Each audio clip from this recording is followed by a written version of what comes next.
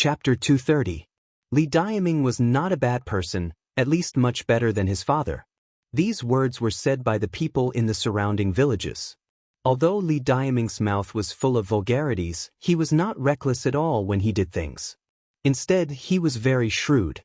His father, Li Aimin, was the previous generation's village tyrant. All day long, he was thinking about how to exploit the villagers and squeeze the people's wealth. His table manners were also very ugly, so the villagers were full of complaints and suffered unspeakably. Li Diaming grew up in Xiping. He used to be a gangster that everyone disliked.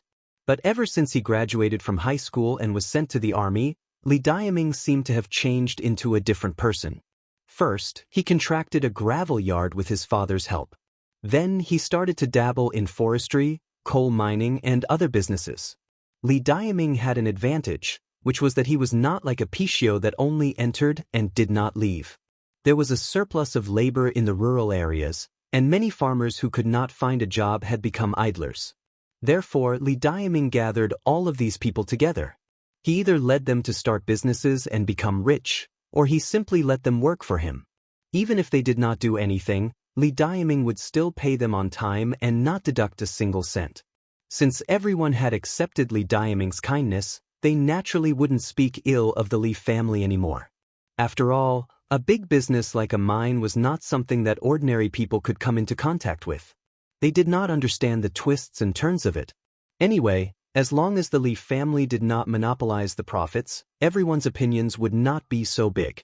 At most, they would be jealous, but they would not complain all day long like before. Li Diaming was doing well in the surrounding villages, and he never hid the fact that he was rich. This was because the first Lamborghini in Rain City was his. Now that the internet was so developed, everyone knew about Lamborghini, but not many people knew the specific model. In fact, the cheapest Lamborghini Hurricane cost more than 3 million, and Li Diaming's Aventador cost more than 8 million. The roads in the countryside were very bad, and this luxury car that cost nearly 10 million could only be parked in the county as a decoration. In the words of the people, it was a table, a symbol of status. Li Diaming was very ostentatious, but he would stay in Xiping for at least 300 days a year. No matter how rich he was now, he would never separate himself from the masses. He had truly achieved the goal of coming from the grassroots and going back to the grassroots. Why were there so many young people in the bridal procession joining in the fun?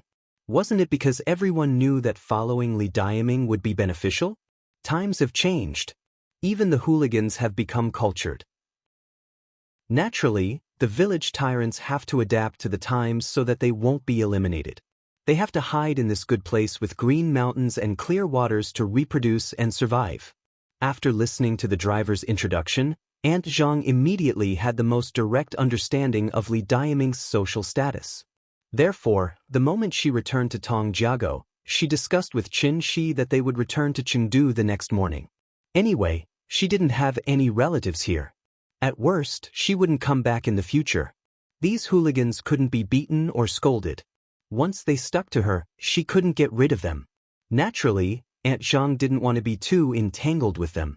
Seeing this, Chen Shi couldn't say anything more and could only nod his head continuously. This trip was really depressing. On the other side, after the little fellow returned to the old house, she climbed onto the bed alone and sulked. Chen Shi wanted to coax her, but the little fellow angrily pushed him away. Children of 4 or 5 years old already had a clear self-awareness. Chen Shi's behavior today really angered her, so the little fellow was so angry at her father for the first time. His daughter was angry, so he naturally had to coax her. Therefore, Chen Shi went outside to catch a sparrow and quietly put it on the little fellow's pillow. This sparrow was bound by Chen Shi's junqi, so it could only jump around on the pillow and constantly chirp. The little fellow was lying on the bed and panting. When she heard the sound of the sparrow close by, she couldn't help but raise her head from the quilt and then couldn't move her eyes anymore. After all, birds were a great attraction to children. The little fellow sat up at once and carefully stretched out her hands. After finding that the bird couldn't fly, she decisively reached out and held the bird in her hands. "Papa, I caught it." "Bird." After the little fellow caught the sparrow, she immediately laughed proudly. Seeing that Qin Shi was still next to her, She even held up the sparrow to show off to Xianxia. As for the previous unhappiness, obviously, she had completely forgotten about it. The sparrow tactic worked. Xianxia immediately went over and praised Nian for being so amazing. The little fellow really thought that the sparrow was caught by her, so she was also very happy. The father and daughter gathered together to study this pitiful little sparrow. After a while, they were reconciled as before. Thus, they discussed catching another sparrow to make a pair and bring it back to Xianxia to raise it properly. Just as the father and daughter were sticking together to show their love, 3 vans suddenly stopped at the entrance of the village. Then, many young people came out of the car. As the saying goes, it's never too late for a gentleman to take revenge, but a villain takes revenge from morning to night. Chunhua was obviously a standard villain. He was still wearing a plaster cast, but he couldn't wait to bring his brothers to take revenge. Although Li Diaming didn't say anything in the morning, it didn't mean that he would pretend that this didn't happen. If he didn't even fart when his subordinate's arm was broken, how could he stay in this village in the future? Therefore, when Chunhua proposed revenge, Li Diaming only said one sentence: "Don't kill anyone." The implication was that as long as he didn't kill anyone, it wouldn't be a problem to injure or cripple them. Chunhua brought more than 30 people this time. They were all Li Diaming's subordinates. They were also the elite backbone when they fought with the mine boss at Xianxia. These people were aggressive. As soon as they got out of the car, they swarmed toward Aunt Zhang's old house. Just as the villagers of Tong Family Ravine poked their heads out and wanted to see the situation, they were viciously pointed back at by Chunhua with a knife. "What are you looking at? Get lost. The director of Siping Police Station is my second uncle. If anyone dares to call the police, I'll hack them to death later." Seeing this, the villagers immediately retracted their heads and hid behind the door, not daring to show their heads again.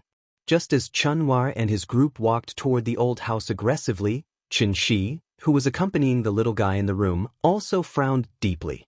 To be honest, Xianxia also felt that he was very degrading to have a conflict with these local ruffians. But there was no other way. Since things had already come to this, he could only cut the Gordian knot and not let Aunt Zhang worry anymore. Therefore, Xianxia took out his mobile phone and called his sister-in-law, then walked out of the old house. After casually setting up a soundproof restriction to surround the old house, he stood alone on the path leading to the valley and quietly looked at the group of sloppy young people in front of him.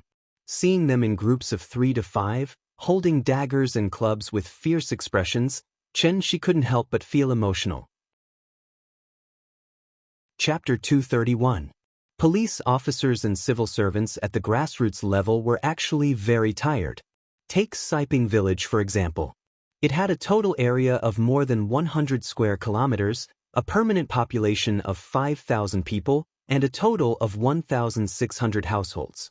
There were only 12 police officers and auxiliary police officers in the village police station. These 12 people were responsible for more than 100 square kilometers of territory.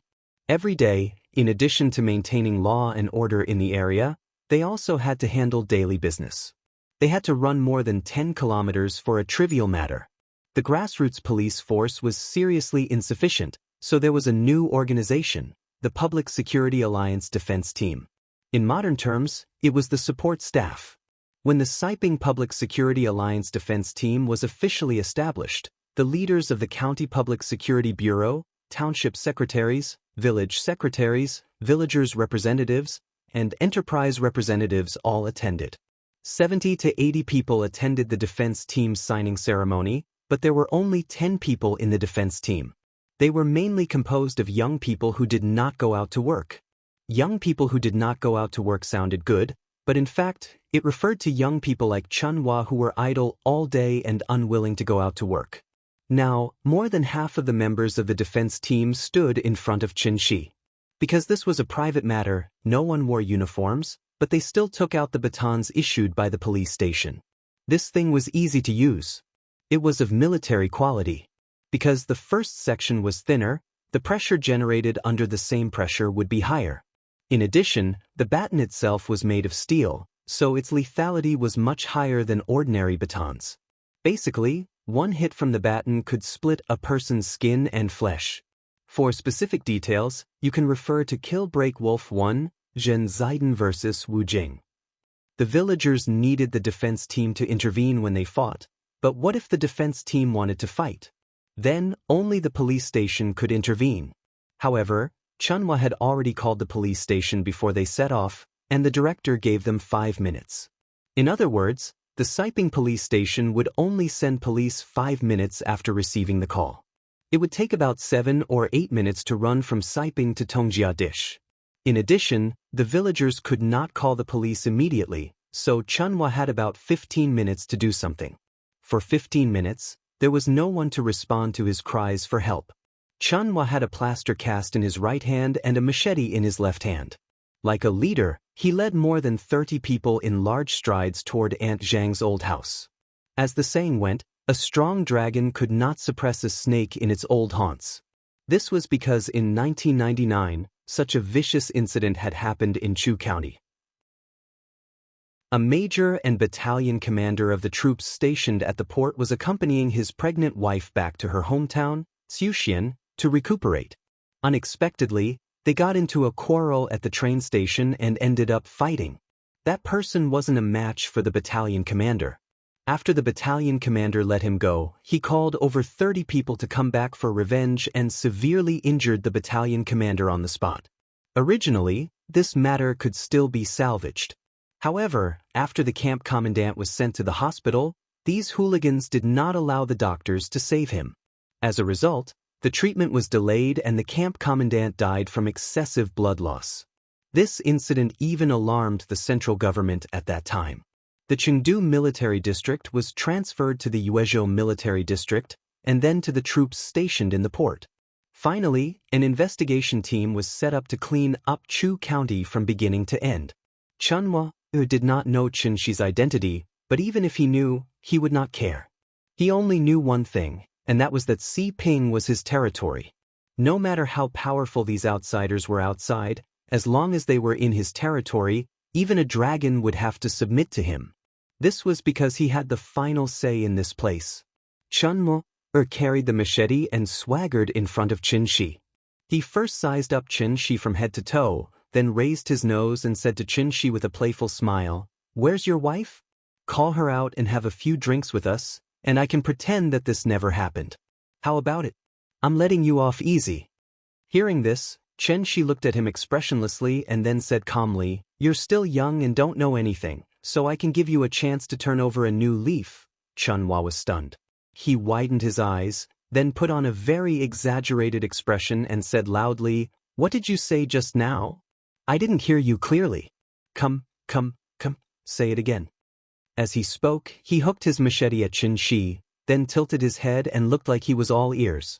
Seeing this, Qianxi smiled slightly and asked, "Hands and feet, which do you think is more important?" "Important my ass. Son of a bitch."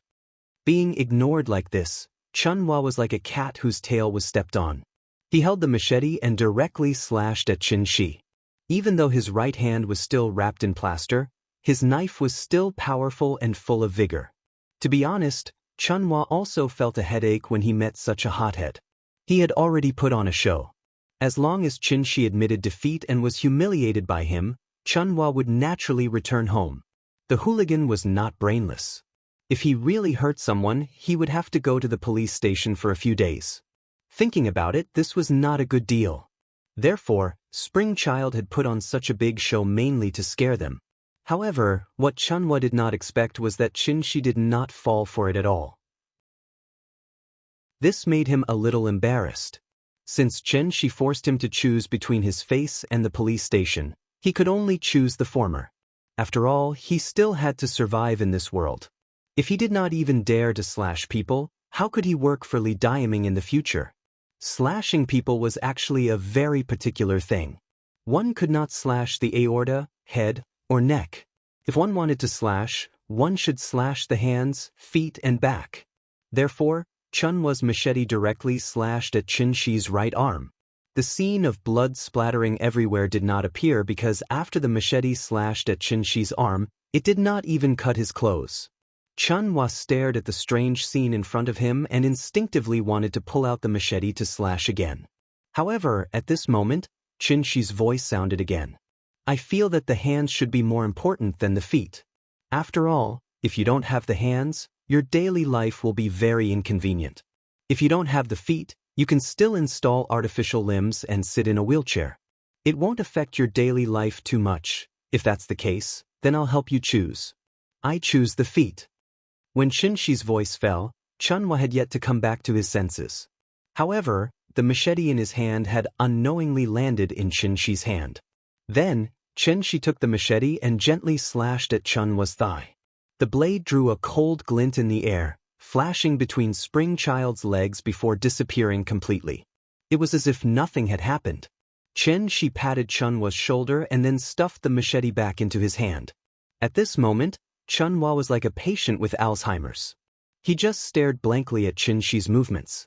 When he saw Xianxia hand the machete to him, he even foolishly took it. I'll give you a chance to be a new person, but you have to remember that you must be a good person in the future because good people will be rewarded. After saying that, Xianxia directly walked past Chunhua.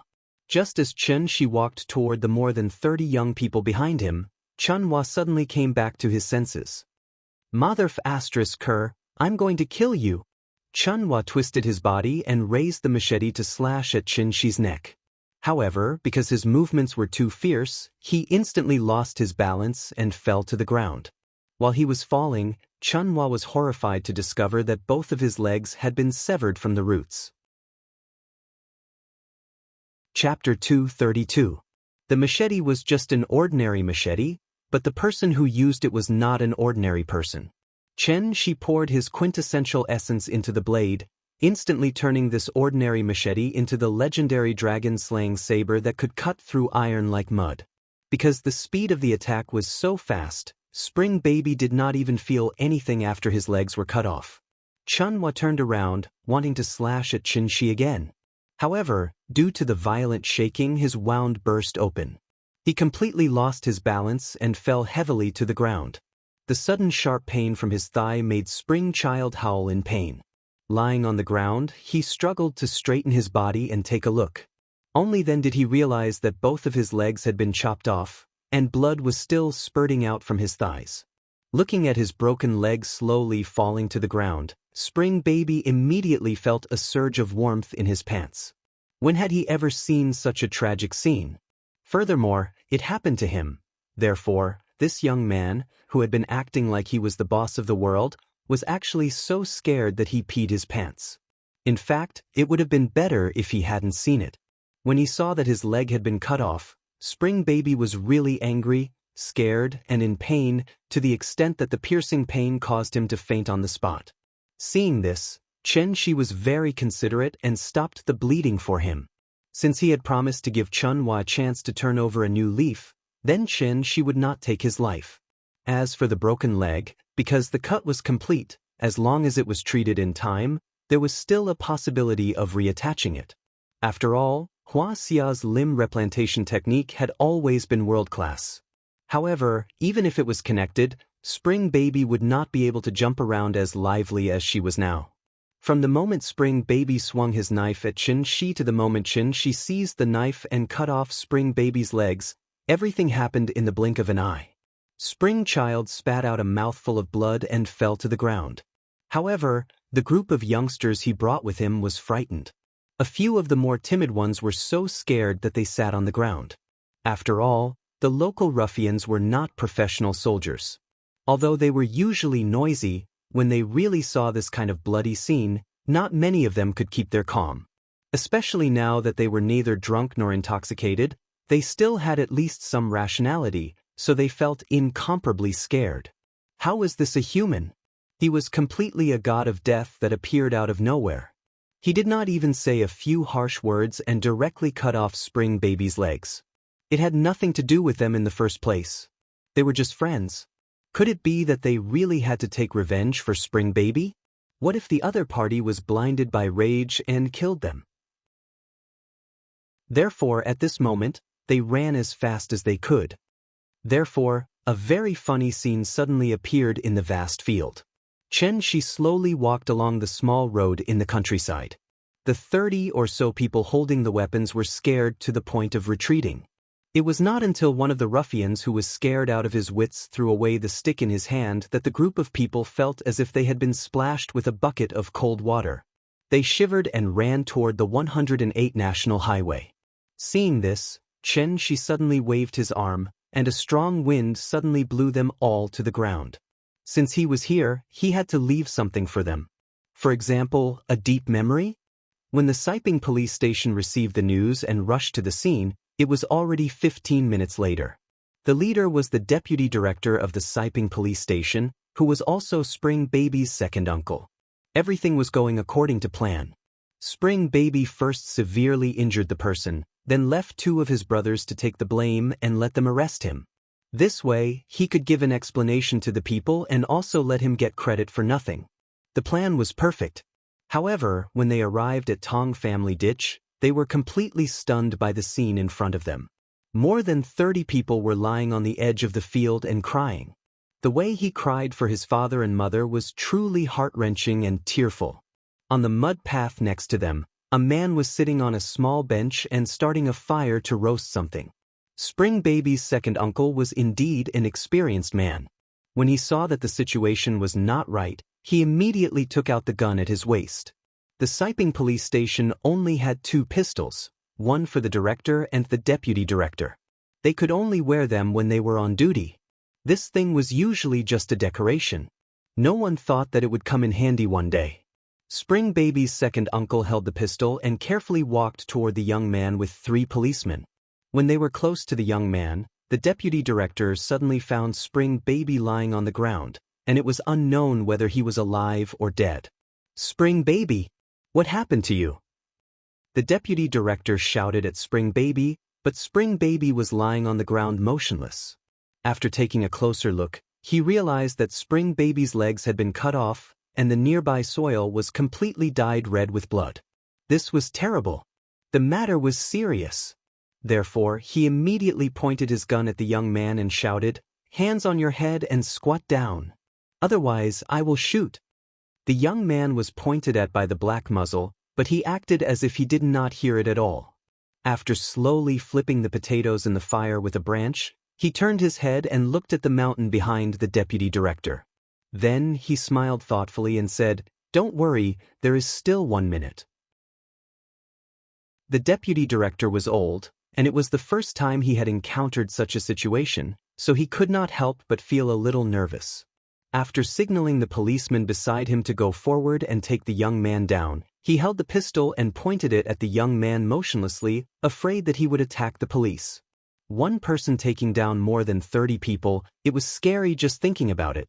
Just as the 3 policemen carefully approached the young man, a buzzing sound suddenly came from the mountain behind them. The deputy director looked back and saw 3 armed helicopters flying towards them at high speed. The deputy director of the village police station was also an official. He had seen big and small scenes, but it was the first time he saw armed helicopters so close to him, so he was stunned on the spot. Even armed helicopters were here. Was there a war? After the 3 armed helicopters flew over the field, they floated in the air one by one.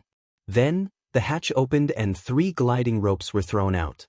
Then, 3 teams of fully armed soldiers slid down the gliding ropes from the helicopters. As soon as they landed, the soldiers held their rifles and surrounded the 3 police officers who were dumbfounded. "Don't move. Put your hands on your head and squat down." The deputy director looked at the soldiers with his mouth agape. When he saw that they were pointing their guns at him, he immediately said nervously, "I am a policeman, I am on the same side." However, what he got in response was a standard military action. "Shut up. Put your hands on your head and squat down." Xianxia sat on a small bench and flipped the potatoes. After seeing the scene, he could not help but praise. The people from the local police station had just arrived, and the people from Rain City's military division had already arrived. It had to be said that Wuxia's military was really efficient. The straight-line distance between Rain City and Xing County was more than 80 kilometers. How long had it been since Rain City's military division received the news and sent a team over? It was indeed worthy of praise. After the 3 teams of soldiers descended from the sky and took control of the situation, one of the soldiers strode in front of Xianxia. After saluting Xianxia, the soldier said loudly, reporting to the chief, "The enemy is under our control, please give your orders." The deputy director hugged his head and squatted on the ground. The moment he heard this, he almost vomited blood. Chapter 233. The old house was very lively now. There were 7 adults and 2 children. Li Taidan and Xue Shuzhen were guests after all, so Aunt Zhang had been warmly telling them to eat more. However, this made the 2 northerners feel extremely awkward, and they were restless all the time. They had been in the army for a long time, so they were indeed not used to this unique taste of life. Therefore, after a quick dinner, the 2 of them ran to the courtyard as if they were escaping. Then each of them guarded one side, standing there like javelins. The little girl held a spoon and glanced at their backs. Then she asked in confusion, "Daddy, Uncle's stomach is so big. Why does he eat less than me?" These childish words immediately amused everyone present and made them burst out laughing. The guards had their responsibilities. Iron Ball Li and Xue Shuzhen had a mission. They didn't come here for a vacation, so they didn't need Xianxia's instructions. They took the initiative to fulfill their responsibilities. Guarding was also one of the missions. There were 4 rooms in the old house, and they were just right to be occupied when the 2 of them arrived. When they were sleeping at night, Aunt Zhang was worried that the 2 men would feel uncomfortable squeezing into a 1.5-meter wide bed, so she wanted to change rooms with them. However, the 2 of them righteously refused.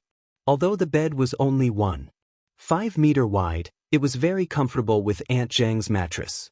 Lying on it was even more comfortable than lying on their bed in the military camp. Moreover, the 2 of them would not rest at the same time. This was because they had already divided the night duty. Li Taidan would be on duty for the first half of the night, and Xue Shuzhen would be on duty for the second half. They really did not relax for even a moment.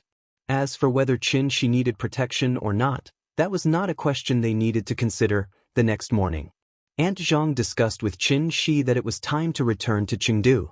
The conflict with the local hooligans was one of the reasons, but the main reason was that Xie Pinglin and Kai Shuqin were going to work in 2 days. After all, the Spring Festival had already passed, and the couple's work was considered to have started relatively late. It was time to prepare to start their lives again. The little girl's experience in the countryside was quite pleasant, but when she heard her grandmother say that they were going back to Chengdu, she immediately jumped up in excitement. Looking at her posture, it seemed that she did not want to stay here for a moment longer. Children were more interested in the big city with its colorful scenery. Seeing this, Xianxia called the driver and asked him to drive from the county to pick everyone up. However, when they were about to leave, a small incident occurred. Because the GL8 could only seat 7 people, but now Xianxia's family, including Li Taidan and Xue Shuzhen, had a total of 9 people. Therefore, Li Taidan insisted that the driver get off the car, and he sat in the driver's seat. The driver couldn't dissuade him. In the end, he could only obediently rent a van with Xue Shuzhen. They didn't speak along the way. By the time they returned to Chengdu, it was already 2 in the afternoon. The atmosphere of the Spring Festival had completely disappeared.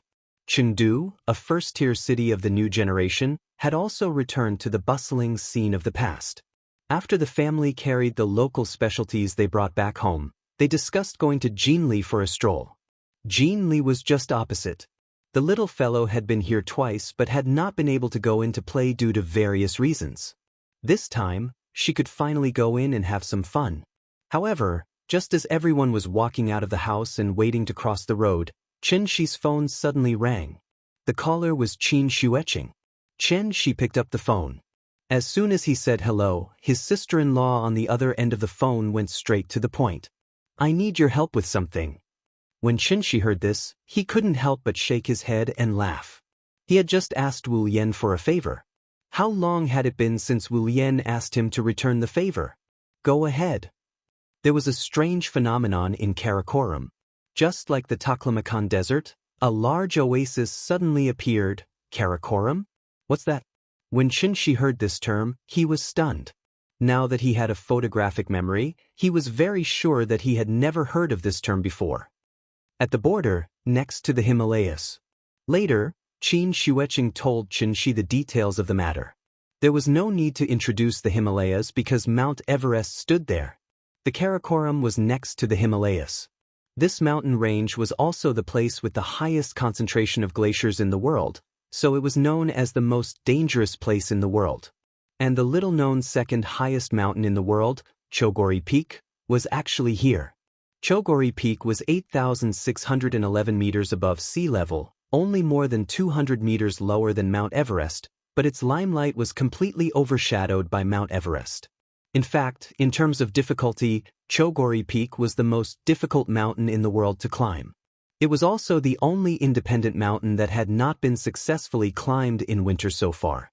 A simple description, but behind it were the bodies of countless climbers left on Chogori Peak. Why had no one ever succeeded in winter climbing here? A big reason was that the Himalayas itself were easier to climb than the Karakoram. In fact, the altitude of the two mountains was not much different, but it was not until 1954 that someone successfully stepped into and returned from the Karakoram for the first time. The terrain here was steep, and most of the peaks were sharp and steep in shape. There were snowy peaks and huge glaciers everywhere. Not to mention climbing Chogori Peak, as long as one stepped into the Karakoram, the mortality rate was as high as 30% at an altitude of more than 5,000 meters. Was this not enough to make people feel intimidated? It was not famous, but the mortality rate was extremely high. Over time, Chogori Peak and the Karakoram were naturally not known by ordinary people. Why did Wu Lian want to ask Xianxia for help?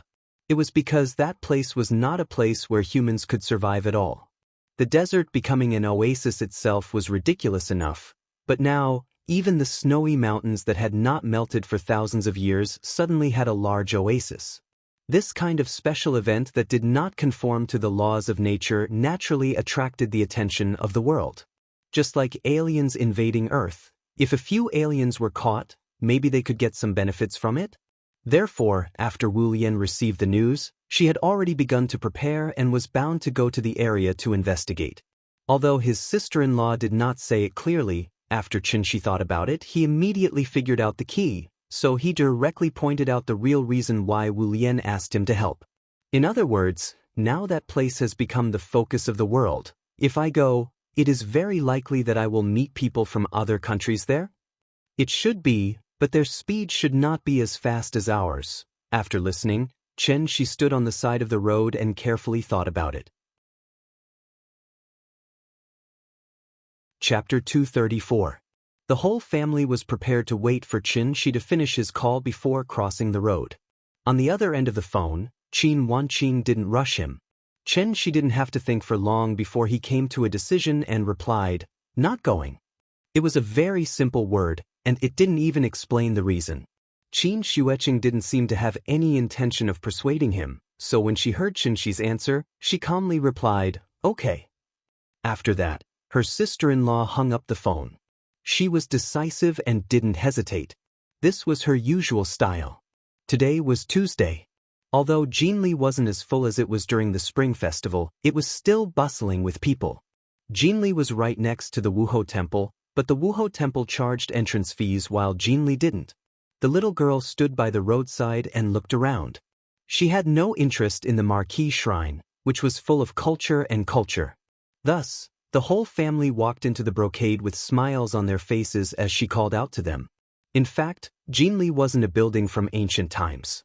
It was a group of buildings built in the later period. The style leaned towards the end of the Ming dynasty and the beginning of the Qing dynasty. It was mainly for business and was only 550 meters long. After staying in Hohai for a long time, the little fellow seemed to have developed a certain immunity to this kind of old building. Thus, after walking around for a while, she pouted. She wasn't interested in the tea houses or shops at all. It wasn't until she saw a candy stand that the little fellow's big round eyes finally lit up. Candy blowing and candy drawing originated from the same source. Nowadays, people were particular about hygiene. They would take a few bites of candy drawings, but candy figurines were basically just for fun. When they lost interest, they would throw them away. Children didn't understand so much. After clamoring for Xianxia to buy one for her, the little fellow happily took the candy figurine in her hands and licked it. Because the candy-blowing figurine was directly blown up by the master of the candy figurine, naturally saliva would come out when blowing. Thus, Aunt Zhang had the same thought as most people. She felt that it was very unhygienic and immediately stopped the little fellow's actions, warning her not to eat anymore. The little guy was brought up by Auntie Zhang, so Auntie Zhang's words were naturally very effective. Hence, the little guy could only pout and look at the sugar figurine in his hand with an aggrieved expression. Seeing this, Xianxia did not expose Aunt Zhang. Instead, he went to the ice cream shop next door and bought an ice cream cone for the little girl. Then, he used the ice cream cone to exchange for the little girl's ice cream. There were only a few places to play in Chengdu. Compared to Shangjing, it was a little shabby. After strolling around Jinli, they could still go to the narrow alleys to take a look. The slight difference between Broad and Narrow Alley and Jinli Alley was that Broad and Narrow Alley was renovated from an old street. Therefore, Broad and Narrow Alley's cultural heritage was much stronger than that of Jinli Alley. Although it was also a commercial street, people could feel the unique cultural heritage of the old Chengdu city. It would take them at most an hour to finish their stroll in Jinli, so Xianxia suggested that they go to Broad and Narrow Alley again, but the little fellow decisively rejected his suggestion. This kind of aimless wandering really didn't appeal to the child, so she clamored to go home and watch TV. After all, Aunt Zhang was old. After strolling around Jinli, she was obviously a little tired. If they went to Broad and Narrow Alley again, the old woman would probably have to wait outside. Therefore, Xianxia had to agree to the little fellow's request to go home and watch TV. Just as the family was about to go home, Qin Ruing's phone suddenly rang. The couple's social circle was extremely narrow, so the moment her phone rang, Xianxia could not help but turn his head to look at Qin Ruing. Hello? Second aunt? Ying, what have you been doing recently? Visiting Aunt Zhang in Chengdu. Oh, how is it? Is Chengdu fun? It's okay. Qin Ruing looked at Xianxia thoughtfully while talking on the phone. Seeing this, Xianxia could not help but shake his head. The caller was Wang Chuanju. Seeing that her sister-in-law did not manage to persuade her cheap brother-in-law, Wang Chuanju suddenly could not sit still. Sure enough, after chatting with Qin Ruing for a while, Wang Chuanju asked tentatively, "You two don't have any plans recently, right? I want to ask Xianxia for a favor. Do you think it's okay?" Hearing this, Qin Ruing smiled and said directly, "Second aunt, I can't make this decision. You can ask him directly." Oh, okay. Qin Ruing's answer was obviously a little out of Wang Chuanju's expectations, so she could only laugh twice awkwardly. After all, she was not that familiar with Xianxia, so she thought of asking Qin Ruing to ask Xianxia for help. She did not expect Qin Ruing to directly kick the ball back to her. From this, it could be seen that Wang Chuanju still knew too little about this niece. Falling flowers have no words. People are as indifferent as chrysanthemums. The beauty of a book is readable. What was the most important thing for a husband and wife to get along? It was mutual respect. Qin Ruing handed the phone to Xianxia. After Xianxia took the phone, he couldn't help but reach out and hold Qin Ruing's hand. The couple looked at each other tacitly. Xianxia smiled and said to the phone, "Hello? Second aunt?" "Hey, Xianxia, it's like this. There's something I need your help with. Did Yuan Qin call you just now?" "Yes, she told me briefly just now." "Are you referring to the matter of Karakoram?" Yes. Did Yuan Qin not tell you clearly?" "We don't have enough people here, so I want to ask you to help lead a team to see the specific situation there. Do you think it's okay?" "Yes, of course. Didn't I promise you that I would make a guest appearance on your show? Send me the time and place, I promise to be there on time." Xianxia's words were said very quickly. It seemed that he did not even need to think about it and directly agreed. After hearing his words, Wang Chuanju on the other end of the phone went silent. She now understood that Xianxia was waiting for her here. After the Chuanhua incident, why did Wu Lian have such a big reaction? It was because Wang Chuanju wanted to completely pull Xianxia into the Wu Lian through the exchange of favors. After all, favors were not easy to repay. But she obviously underestimated Xianxia's determination to distance himself from Wu Lian. Xianxia always remembered the promise he made to Wang Chuanju. He could help, but only once.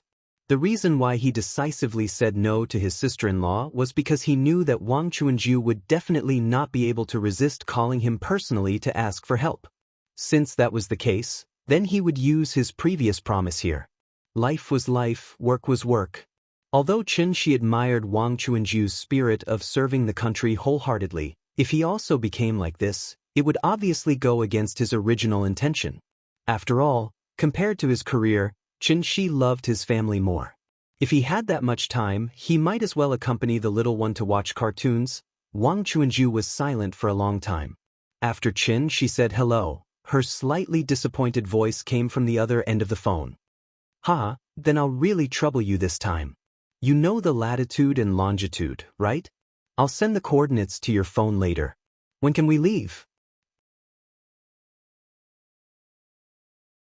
Chapter 235.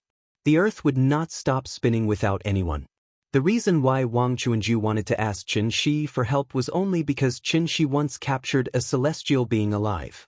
Sun Wen was now tortured by heart-devouring ants all day long, and the amazing destructive power he displayed during his madness also gave Wu Lian the most intuitive evaluation of Xianxia's combat power. The West also had existences similar to warriors or necromancers, but they did not have so many complicated divisions. In the West, the strength of the strong was generally expressed in letters, from F to A, and a separate S-class. The so-called S-class was actually equivalent to Wuxia's celestial being realm. S-class was already powerful enough, but there was a special level above S-class, EX-class. X, extreme, meant the limit. Wu Lian's evaluation of Sun Wen was S+, so Xianxia, who could capture Sun Wen alive, was naturally the legendary EX class. EX class, the strongest in the celestial being realm, was also the strongest in the entire human race. He was worthy of being the uncrowned king. Xianxia put on a posture of wanting to completely distance himself from Wu Lian. Wang Chuanju was a smart person, so she naturally would not say anything at this time. After all, compared to a verbal promise, the recognition in the heart was actually more important. Not long after Xianxia hung up the phone, Li Tiedan's phone suddenly rang. When he saw the number on the screen, he gave Xue Shuzhen a look, then walked to the wall. After looking around, he picked up the phone with a serious face. Seeing this, Xianxia could not help but smile slightly. Looking at this situation, it was estimated that these two northeastern guys would have to go on a long trip with him. It was night. Karakoram Mountains Rivertail Beach Military Base. Among all the civilian airports in Wuxia, the Rice City Aden Airport had the highest altitude, with an altitude of 4,411 meters. Therefore, it became the highest civilian airport in the world. Rice City's Aden Airport was already very high above sea level, but compared to the airport in the Rivertail Beach Military Base, it still paled in comparison. The Hue Beach Military Base was located in the middle of the Karakoram Mountains, 5,418 meters above sea level. It was one of the important bases of the Western Border Defense Army of Wuxia. This place was covered in snow and ice all year round. It was extremely cold, lacked oxygen, had low pressure, and was exposed to strong ultraviolet rays and cosmic rays. The natural environment was extremely bad, and even the Tibetan antelope could not survive. If it was daytime, one would find that there were only 3 colors left in this vast world: the white snow, the brown soil, and the blue sky. Not a single tree or blade of grass could be seen here. It was a forbidden zone where not even plants could survive.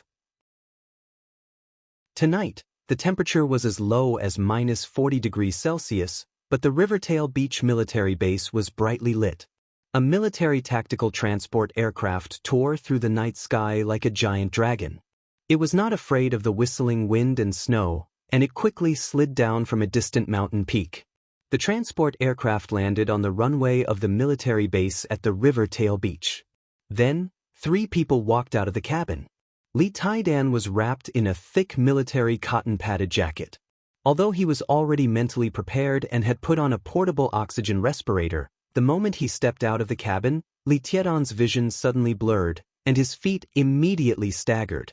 What did it mean to be 5,000 meters above sea level? The atmospheric pressure and oxygen content were less than half of the standard value. Even if he walked barehanded, it was equivalent to carrying 35 kilograms of weight. The aircraft had pressurization and oxygen supply devices. When cruising, the air pressure in the cabin was equivalent to about 2,500 meters above sea level. Therefore, even if he flew at an altitude of 10,000 meters, it would not affect the human body. The so-called altitude sickness was mainly caused by the sudden drop in the external air pressure, causing the pressure in the human body to increase continuously. It was like suddenly having a balloon that was constantly inflating in the body. The balloon expanded and pressed on the brain nerves and internal organs, causing all kinds of discomfort.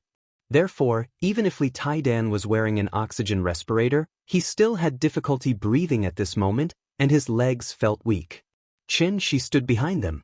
After seeing their uncomfortable appearance, he quietly released a trace of true spirit, thus slightly alleviating the discomfort of the two.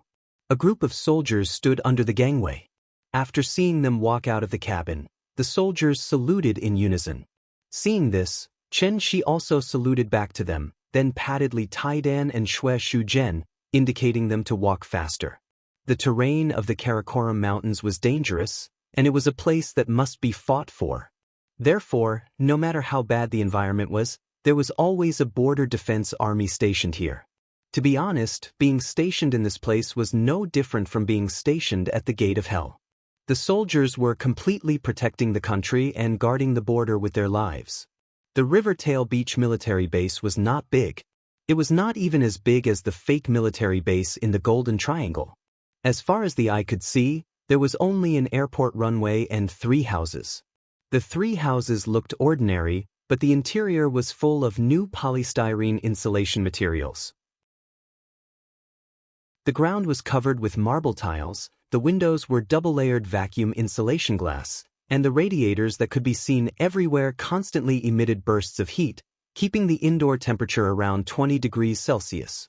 After all, the war between Wuxia and India had been over for more than 50 years.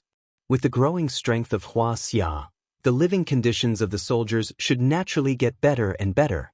The soldier led Xianxia and his group to a room similar to a conference room. There seemed to be a meeting inside. The soldier knocked on the door, and after a "please come in" came from inside, the soldier gestured to Xianxia.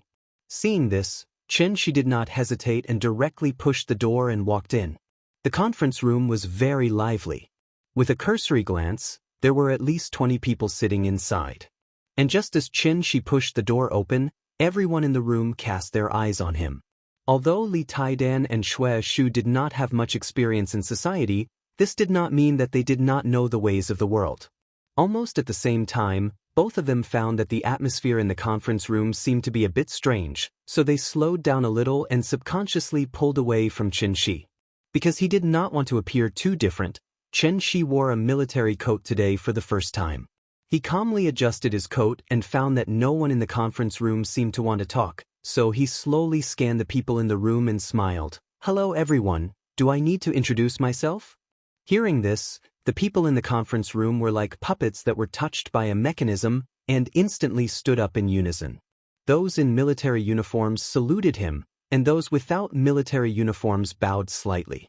Everyone saluted him at the same time and greeted him, "Mr. Chen, hello." Chapter 236. Xianxia was specially invited by Wang Chuanju to lead the team. Naturally, Wu Lian would forward his information to the military base at Hawaii Beach in advance.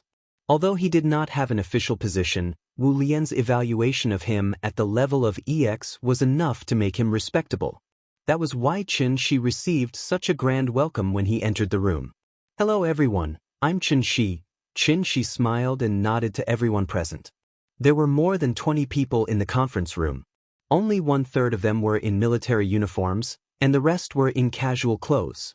Xianxia looked around discreetly and found that the weakest among these people was at the transforming strength stage.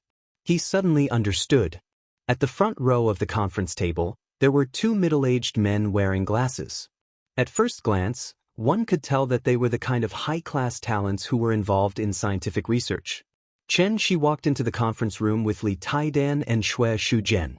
At this time, The man in military uniform standing at the main seat nodded to Xianxia. Then he smiled and said to everyone present, "Since Mr. Qin is here, I'll explain it from the beginning. Is everyone okay with that?" Xianxia was the leader of this mission. Naturally, no one present had any objections. Therefore, after he took his seat, the man in military uniform got up and went to the tactical blackboard in the corner of the conference room. On the tactical blackboard, there was already a map-like pattern, as well as many arrows with unknown meanings. Looking at the design, it was estimated that this was the location of the mission. After the oasis appeared, all countries have activated signal jammers in this area, causing the surrounding communication systems to be completely paralyzed. So, I can only draw a sketch of the mission area for everyone to see. Everyone, please take a look. This is the area where the mission is located, the Kashmir region. The core area where the oasis is located is not within the actual control of our army. So, this mission has a certain degree of danger. I hope everyone is mentally prepared. Xianxia was there to help this time, so he had to follow Wu Lian's request and lead several relevant experts to the area to conduct scientific research. There were two reasons why he agreed to Wang Chuanju's request. First, he wanted to fulfill his promise. Second, he was very interested in the natural phenomenon caused by the revival of spiritual energy. Xianxia wanted to see how an oasis could appear at -30 degrees Celsius. Could it be that the spiritual qi of heaven and earth had the effect of changing the temperature? The man in military uniform who stood on the rostrum to tell everyone the details of the mission was the head of the Rivertail Beach military camp, Tian Runxing. Tian Runxing had been stationed in this area for 7 years, so he knew everything around him like the back of his hand. The so-called Kashmir region was actually somewhat similar to the Golden Triangle. It was the junction of Wuxia, India, and Ba country. The northwestern part of this region was controlled by Ba country, the southern part was controlled by India, and the northeastern part of Aksai Chin was Wuxia's territory. Both India and Pakistan claimed sovereignty over the whole of Kashmir, so there had always been disputes in this area. Asan was really shameless. In fact, most of Kashmir used to be Wuxia territory. More than 50 years ago, Asan launched a war against Wuxia. At that time, Wuxia had just been established and had experienced several large-scale battles, including the North Vietnamese War and the Korean War. It was when the national strength was at its weakest, so Asan took the opportunity to launch an invasion war against Wuxia. Although Wuxia was caught off guard by the Hindustanis in the beginning, after they reacted, they counterattacked and advanced triumphantly, forcing the Hindustanis to retreat. Their advanced troops were 212 kilometers deep into the hinterland of India, almost reaching the capital of the Hindustanis, New Delhi. In this battle, 4,885 Asan people died and 3,968 were captured. Wuxia people died and 697 were injured. So if you traveled to Karakoram now, you would see no less than 10 martyrs' cemeteries along the way. Behind the simple numbers, the soldiers only knew how to die for their country on the battlefield. There was no need to bury their bodies on the battlefield. Although they won, they lost. After this battle, Wuxia, as the victor, did not pursue Asan. Instead, they took the initiative to stop the war and return the prisoners and weapons to Asan. They also retreated 20 kilometers from the original control line to Aksai Chin behind the Karakoram Mountains. These 20 kilometers were the current northern part of Kashmir. The oasis appeared at the intersection of the three countries' territories, the core area of Kashmir, the Siachen Glacier. The Siachen Glacier was located in the southern part of the Karakoram Mountains, with an average elevation of more than 6,000 meters. Even in summer, it was a world of ice and snow. The temperature was -20 degrees during the day and -50 degrees at night. The environment was extremely bad and not suitable for any creatures to survive. Since ancient times, it had been an uninhabited area. Although the environment was bad, it was a military important place like Shanhai Pass. To the north, one could overlook Wuxia, and to the west, one could nibble away at Ba country. Therefore, Asan attached great importance to this place and sent heavy troops to guard it all year round. Once Wuxia or Ba country relaxed, Asan would immediately send troops to nibble away. If they could occupy an inch, they would occupy an inch. They were like a wild dog that liked to snatch food everywhere. It was really disgusting. After Wuxia retreated to the northern part of the Karakoram Mountains, India and Ba country often fought in this area. Therefore, this place became the battlefield with the highest elevation and the worst natural conditions in the world. Tian Runcheng pointed to the tactical blackboard and introduced all the questions related to the mission. Xianxia realized that he had taken over a big burden from Wang Chuanju. This was not the first time an oasis had appeared, but it had always appeared within the borders of various countries. For example, Taklamakan was in the hinterland of Wuxia. Wu Lian could investigate it at any time. But this time was different. Although the Siachen Glacier was controlled by Asan, it was not recognized by Wuxia, Ba country, or even other countries in the world. Therefore, this was a territory without sovereignty. Any resources produced in this place naturally had a share. Therefore, Wu Lian planned this operation. However, there was a problem. Although no one recognized that this area belonged to Asan, Asan had actual control over this area. In order to not cause unnecessary trouble, this mission could only be carried out in secret and mainly focused on secret investigations. Although Tian Runcheng did not say it explicitly, the meaning in his words was very clear. This mission could only be carried out in secret. Once they were discovered by Asan and a fight broke out, the Hoi Beach military base would not send reinforcements. This was because this was their personal behavior and could not represent Wuxia. It was precisely because of this that Wu Lian sent out all their elites. Wang Chuanju even used Xianxi's promise to ask him to come out. In fact, it was just to ensure the success of this mission. Xianxia sat in his seat and did not speak. After carefully thinking about it, he could not help but frown slightly. This was not the first time an oasis had appeared. Why did Wu Lian attach so much importance to it? What was inside? Chapter 237. The next morning. Chengdu, Wuhou Temple Street. The little fellow was brought into the bathroom by Qin Ruing in a daze. After washing up, she was like a charged robot. Her big eyes sparkled, and her whole body was full of the kind of vitality that only belonged to children. When she came to the kitchen, Xianxia pinched her little face and asked with a smile, "Ninian, today's breakfast is made by Daddy. Do you like it?" Hearing this, the little thing immediately nodded her head like she was pounding garlic. Although Xianxia didn't say what she was making, she didn't hide the fact that she wanted to try it. Because Daddy's work must be the best. These days, Aunt Zhang and Qin Ruing had been cooking. Although it was delicious, compared with Xianxi's cooking, it seemed that there was something lacking. The porridge was not ready yet, so the little thing tiptoed beside the cupboard, wrinkling her little nose and sniffing the fragrance from the casserole. The gluttonous child swallowed her saliva and looked at Xianxia eagerly. After he scooped out a bowl, she raised her hands and wanted to take it, but was gently patted away by Xianxia. "Be careful, it's hot. Go sit at the table first. Daddy will bring it to you." Hearing this, the little thing ran to the dining table and climbed onto the chair. It sat on the chair and kept swinging its legs. It really looked like it was unable to endure the thirst. Today's breakfast was red bean and barley porridge. Barley was a Chinese medicine. It was sweet and cool and had the effect of eliminating spots, acne, and acne. Taking barley regularly could be very good for beauty and make the skin more delicate.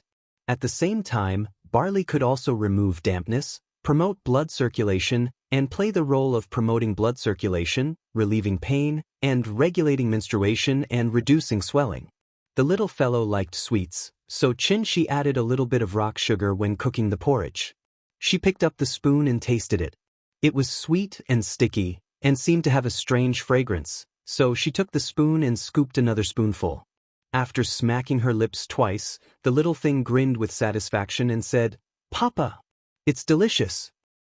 "Good girl, eat more if it's delicious." After Xianxia gave Qin Ruing a bowl of porridge, he patted her head and sat down beside her. He said in a negotiating tone, "Ninian, Dad has something to do today. Let Mom accompany you to Happy Valley later, okay?" The moment Xianxia mentioned the Happy Valley, the little thing's eyes lit up and it hurriedly nodded. Alright, I want to go to Happy Valley. Then Daddy will go out. You have to listen to Mommy, okay? I know. Good girl, give me a kiss. Xianxia put his face in front of the little girl and pointed at his own cheek. Seeing this, the little fellow cooperated and smacked on Xianxia's face, leaving a shallow mark on his cheek. Bye, Papa. The little guy sat on the chair, twisting his body and waving his little hand at Xianxia. At this time, Qin also smiled at Xianxia and said, "Be careful." Xianxia nodded lightly, then turned and walked out of the house with a smile on his face. At this moment, their family of 3 was the most ordinary of all the happy families in the world. Rivertail Beach Military Base. 9 a.m. in the morning was actually very late for soldiers. Li Taidan and Xue Shuzhen stood outside Xianxia's room. The two of them were wondering who should wake Xianxia up. The operation code name for this mission was Kunlun, and Xianxia was the person in charge. Because of the weather, they had to wait until 10 a.m. before they could set off. Although it was not time to set off yet, the members of the small team had already gathered and were now in the living room discussing the route they would take and the difficulties they might encounter along the way. At this time, as the leader, Xianxia was still sleeping in his room. Naturally, his bodyguards were worried sick. Li Taidan hesitated for a while, and finally could not help but go up and knock on the door. However, the door suddenly opened. Xianxia looked at the 2 frowning men and could not help but ask in confusion, "What's wrong?" "Nothing." Li Taidan was stunned for a moment, then quickly replied, "Mister, he thinks the weather is good today, so he wanted to discuss with you to see if we could set off an hour earlier." "Okay, then let's go." Xianxia nodded, then directly walked past the 2 of them. Seeing this, Xue Shuzhen quickly asked, "Brother Qin, do you want me to go to the kitchen to heat up something for you?" "No, I've already eaten. Let's go." "You've already eaten?" Hearing this, Li Taidan and Xue Shuzhen could not help but look at each other. Both of them had some doubts in their eyes. Even when the 2 of them were eating or going to the bathroom, one of them would stay outside Xianxia's room, so they were very sure that Xianxia did not leave his room at all. So the question was, when did Xianxia have breakfast? When Xianxia came downstairs, all the people from the meeting last night were present. When Tian Runqing saw Xianxia coming downstairs, he immediately stepped forward and said a few words to him. After that, the group was ready to leave. The weather today was very good, and the sun was shining brightly outside. The dazzling sunlight reflected off the snowy mountains, making it almost impossible to open one's eyes. However, although the sun was shining, the temperature was still -20 degrees Celsius. Among the 25 people traveling with Xianxia, there were 4 scholars. They were all experts in various fields, such as ecology, environmental science, botany, geology, etc. Looking at this situation, Wu Lian really wanted to rely on science to find the reason why the glacier turned into an oasis. 3 military helicopters set off from the Hue Beach base, then went straight to the Clechin River Valley. This was the border of Wuxia, so the helicopters could not fly any further. Therefore, the group got off the helicopter in the Clechin River Valley, then transferred to the all-terrain vehicle provided by the military, and drove along the valley all the way to the Xianxia Glacier. The Hue Beach was on the sunny side of the Karakoram Mountains, so there was plenty of sunshine, so the snow did not cover all the rocks and soil. The Clechin River Valley was on the shady side of the mountains, so the terrain was relatively gentle. In addition, the snow did not melt all year round, so it had become a thick layer of glacier. The glacier poured down from the top of the high mountain, and the sun shone, immediately reflecting a dazzling light. It could be described as golden, magnificent, and glorious. The huge ice cave and steep ice bridge were just like the legendary Crystal Palace. Xianxia took out his mobile phone, wanting to take a few photos to show to the little girl. However, when he took out his mobile phone, he found that it could not be turned on. The magnetic field in this place was so strong that digital products such as mobile phones and computers were completely turned into bricks. From the valley to the Xianxia Glacier, it was actually more than 40 kilometers away. The all-terrain vehicle moved quickly along the ice of the valley. Less than half an hour later, Xianxia and the group successfully stepped into the Xianxia Glacier. Just as they stepped into the Xianxia Glacier, the originally clear sky was suddenly covered by a large patch of dark clouds, and the heavens and earth instantly darkened. Chapter 238. The climate of the plateau changed rapidly, and the temperature difference between day and night was huge. All the temperature came from the direct sunlight. Therefore, when the sun was covered by the thick dark clouds, the temperature suddenly dropped a lot. Due to the effect of the atmospheric thermal circulation, the wind during the day would blow from the bottom of the valley to the top of the mountain. However, at night, the wind would blow from the top of the mountain to the valley. This phenomenon was the so-called valley wind. Although it was still morning, because the sun was blocked by the dark clouds, the mountain wind began to blow from the top of the mountain to the bottom of the valley. Xianxia and the others drove in the Cleaking River Valley. The mountain wind suddenly blew, and the snowflakes dancing in the sky suddenly scattered into the valley. The sky was dark, and the heavy snow gradually blurred the vision. The driver was a scout under Tian Runqing. After seeing the situation, his reaction was very fast. He drove the all-terrain vehicle directly to the rocky slope on the side of the valley. As the saying went, there are not many avalanches on rocky slopes in dense forests, but there are more avalanches on slopes where snow eaves are lee of the wind. Both sides of the Cleaking River Valley were full of glaciers and snow. It was very dangerous to stay in the valley when the wind blew, because if you were not careful, you could be buried alive by the snow. The military all-terrain vehicle used tank tracks. It ran along the 70 to 80 degree snow slope as if it was running on flat ground, kicking up a lot of snow as it went straight to the mountainside. When the slope was less than 20 degrees, it was generally impossible for an avalanche to occur. Therefore, when the all-terrain vehicle drove into the valley, it directly rushed toward the open and gentle slope. The Xianxia Glacier was the largest of the many glaciers in the vicinity. The snow fell from the top of the Karakoram Mountains to the valley, and finally formed such a large glacier. This place was barren, and there were no animals, so it was also called the end of the world. The Hindustani army had been stationed in the Xianxia Glacier for nearly 30 years.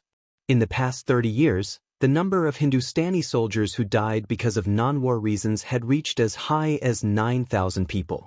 This was the shady side of the mountain, and the conditions were much worse than the beach at the end of the river.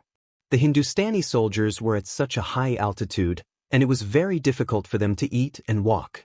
In addition to physical injuries such as amputation and frostbite, they also had to endure prematurely aging, memory loss, impotence, and other conditions caused by environmental factors. These brought great mental stress to the soldiers. Therefore, the end of the world was not necessarily heaven, but hell. The snowstorm was getting heavier and heavier. Like a summer shower, the violent mountain winds carried countless snowflakes as they whistled from the horizon. A blizzard was coming. Seeing this, the driver had no choice but to stop the car next to a huge rock. The three all-terrain vehicles formed a temporary position in a tripartite formation. The group could only sit in the vehicles and wait for the blizzard to subside. In Xianxia's car, other than the driver, Tai Denli, and Xue Shuzhen, the rest were all scientific researchers who were national treasures. After the middle-aged man called Professor, he glanced at the situation outside the window. He couldn't help but frown and muttered to himself, "I contacted the Weather Detection Center before we set off. Today should be a sunny day. Why is there a sudden snowstorm?" When the scholar next to Professor heard this, he couldn't help but laugh. Is the weather forecast reliable? These words amused the people in the carriage, and they couldn't help but shake their heads and laugh. In fact, with the current technology, the weather forecast was quite accurate. At least within a few hours, the accuracy rate would be as high as 90%. The people in the room were all environmental and climate experts, so this was more like a joke. Just as they were chatting and relaxing, the driver seemed to hear a rumbling sound. However, the wind outside was too loud, so he wondered if he heard wrong. Therefore, he poked his head forward and continued to observe through the front window. The driver looked for a while, but because his vision was completely blocked by the blizzard, he couldn't see anything clearly. Suddenly, Xianxia, who was sitting in the passenger seat with his eyes closed, opened his eyes. Sit in the car, don't move. After Xianxia said this, he opened the car door. The driver was dumbfounded. The car was heated by an engine, so it was very warm inside. However, the temperature outside was already as low as -50 degrees. What did -50 degrees mean? Even peeing would cause a parabola to appear in the air. Xianxia suddenly walked out of the car in this snowstorm. As a security guard, Ironly couldn't just sit by and watch. Therefore, he called out, "Brother Xianxia," loudly and tried to get out of the car to drag him back. However, no matter how hard Ironly tried, he could not open the car door. After trying to no avail, Ironly had no choice but to lean against the window anxiously. He kept banging on the window in an attempt to call Xianxia back. Xianxia didn't look back. His figure quickly disappeared into the snowstorm. Ironly could only make a sound that was close to a wail. Actually, the driver didn't hear wrong. There was indeed a rumbling sound outside. It wasn't the sound of the wind, but an avalanche. The motorcade was parked in a relatively gentle location. Normally, there was no way they would be affected by an avalanche. However, for some reason, two nearby mountains experienced an avalanche at the same time. Snow poured down from the top of the mountain like a flood. It was getting bigger and bigger, splashing up countless snowflakes as it pressed down from the top of the mountain. This sudden avalanche was not an ordinary pine snow avalanche. It was the most deadly type of avalanche. The snow had already turned into ice. Huge chunks of ice kept falling down like rolling stones. It was at least a few million tons. Millions of tons of snow rolled down from the top of the mountain faster and faster. Like two white snow dragons soaring through the clouds, they whizzed down along the two sides of the mountain, bringing with them a majestic and unparalleled power, sweeping away everything in their path. At this rate, the motorcade would be flattened by the snow before they could leave. After all, in front of the fury of nature, humans were extremely small. Xianxia stood in the vast expanse of white snow, as if she was touching a piece of white paper with a pen, almost imperceptible. Due to the acceleration of gravity, the snow was falling faster and faster. In the end, it was almost 100 meters per second, which was 360 kilometers per second. This was the speed of a top supercar. In the momentum formula derived from Newton's second law, Ft equals mv. Then there was a problem. Millions of tons of snow falling at a speed of 100 meters per second. How much impact would it have on the objects below? Xianxia raised his head. His gaze pierced through the snow and saw the situation on the mountain. Then, a long sword of frost and snow suddenly appeared in his hand. Boom! The two white dragons collided on the plains where the motorcade was located. In an instant, a powdery snow cloud hundreds of meters high was set off. In an instant, there was only a vast expanse of whiteness left. Chapter 239. The two avalanches almost reached the foot of the mountain at the same time, and then collided on the plateau below. But because the angle was less than 45 degrees, the collision did not slow down the momentum of the avalanches. Instead, the power of the two avalanches suddenly gathered in one place. The two white snow dragons instantly merged into one, and with an even more violent momentum, they continued to fiercely pounce on the plateau below the mountain. The snowstorm filled the sky, and the snow clouds wreaked havoc. The white dragon roared at the sky, and the rumbling sound was like winter thunder, constantly reverberating and shaking the mountains more than 6,000 meters above sea level. Just listening to the sound was enough to make people's hearts tremble. This violent force of millions of tons did not stop after pouncing from the top of the mountain to the foot of the mountain. Instead, with an unstoppable force, it continued to pounce forward along the slope. Everywhere the snow dragon passed, a thick snow fog rose. Large amounts of powdery snow clouds with ice shards, like fragments of grenades exploding, constantly shot in all directions. If someone was standing nearby, they would probably be shot into a sieve on the spot. When the frost and snow cleared, only a thick layer of snow was left behind the snow dragon. The snow layer was like soft cotton candy, spreading out on the plateau. It looked like it was at least 10 meters thick. If such a shocking scene was recorded by a camera and uploaded to the internet, it would probably cause a sensation in the world. From the avalanches pouncing to the foot of the mountain, and then to the exhaustion of the power on the plateau, the whole process did not take more than 5 minutes. However, in this short span of 5 minutes, this shocking avalanche destroyed everything within a 10-kilometer radius along its path. After everything calmed down, it was as if there was only a vast expanse of white snow left between heaven and earth. Other than the pure white snow, there was nothing else. And just as the avalanches were wreaking havoc and destroying everything, 2 figures suddenly appeared on the mountain peak in the distance. It was a man and a woman. The 2 of them stood on a large rock on the mountain peak, quietly overlooking everything below through the wind and snow. The land of extreme cold, the peak of the snowy mountain. The man wore a pleated long-sleeved shirt that reached his knees, with a slit on his neck and complicated and exquisite decorations, and a long navy blue shawl on his shoulders. The most eye-catching feature was the hat on his head, which was wrapped in a turban.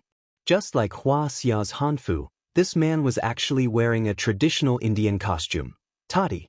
Men wore toddy, and women naturally wore exquisite and gorgeous saris. This woman was about 30 years old. Time did not leave any traces on her face. Her graceful figure was set off by the silk sari, which made her look even more charming. There was a red dot between her eyebrows, which set off her deep eyes and slightly brown skin. That unique charm that only belonged to the Indian beauty was enough to make any man in this world fall head over heels for her. Like many Indians, the 2 of them did not wear shoes. Their slightly tanned skin was particularly eye-catching against the snow. However, if one were to look closely, they would discover that they were actually floating on top of the snow, about an inch off the ground. India had a tropical monsoon climate with high temperatures throughout the year. Their attire was nothing special in India. But where was this place? Xianxia Glacier. The blizzard was howling, and the temperature was as low as -50 degrees, but they did not seem to feel the cold at all. Obviously, these 2 were powerhouses from India. When the man saw that the avalanche had completely submerged the place where the convoy was, a trace of disdain flashed in his calm eyes. Then, he turned around and seemed to be ready to leave. But just as the man was about to leave, he suddenly seemed to have sensed something and hurriedly turned back to look in that direction. The clouds dispersed, and only a thick layer of snow was left in the plateau. The 3 all-terrain vehicles were not buried under the snow. Instead, they were strangely flying in the air. After the avalanche subsided, the 3 all-terrain vehicles that weighed nearly 10 tons slowly fell from the air. Then, as if they had fallen into a swamp, they kept sinking. It was not until the snow completely swallowed the vehicle's tracks that the 3 all-terrain vehicles finally stopped sinking. Although the sky was filled with snow, the man could still clearly see this scene. But soon after, the arrogance on his face couldn't help but turn into surprise. Because in addition to the 3 unscathed all-terrain vehicles, he suddenly saw a figure. A silhouette hovered in the air, seemingly holding a weapon in his hand. Looking carefully, he found that the person was slightly raising his head and looking at him in the air. The snowstorm was still the same. After she slowly put the vehicle on the snow, he turned his head and looked at the mountain peak in the distance. The convoy had just arrived at the Xianxia Glacier when they encountered this devastating avalanche. Obviously, it was caused by the 2 people in front of him. In that case, it would be impolite not to reciprocate. He raised his sword to the sky and slashed out. A green light flew out from the tip of Xi's sword. After she slashed out with her sword, the sword shadow that was originally only 3 feet long grew larger and more solid with every inch that it flew higher into the sky. It grew at a speed that was almost visible to the naked eye. In the blink of an eye, the sword light that was hundreds of feet high rushed into the sky and slashed at the mountain peak where the man and woman were. The shadow of the sword light came down from the top and the sword edge directly hit the mountain peak. Boom! With an earth-shattering sound, there was a violent explosion at the mountain peak. Boulders, soil, glaciers, and snow all exploded. It was like blowing up an abandoned high-rise building. This sword directly split the mountain peak into 2.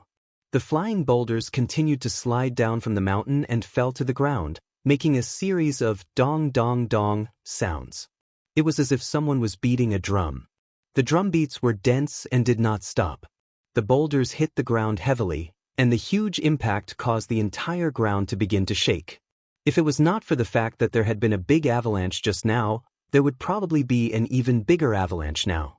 The mountain wind was biting cold, and the snowstorm was raging. The dust and gravel raised by the explosion were instantly blown away by the wind. Looking into the wind and snow, the sharp mountain peak was actually split in half by Xianxi's sword. Half of it had fallen down the mountain, and the other half was still on the verge of collapse. Finally, under the continuous attack of the strong wind, the remaining half of the mountain could no longer hold on. With a series of loud rumbling sounds, this half of the mountain peak collapsed heavily from the mountain peak.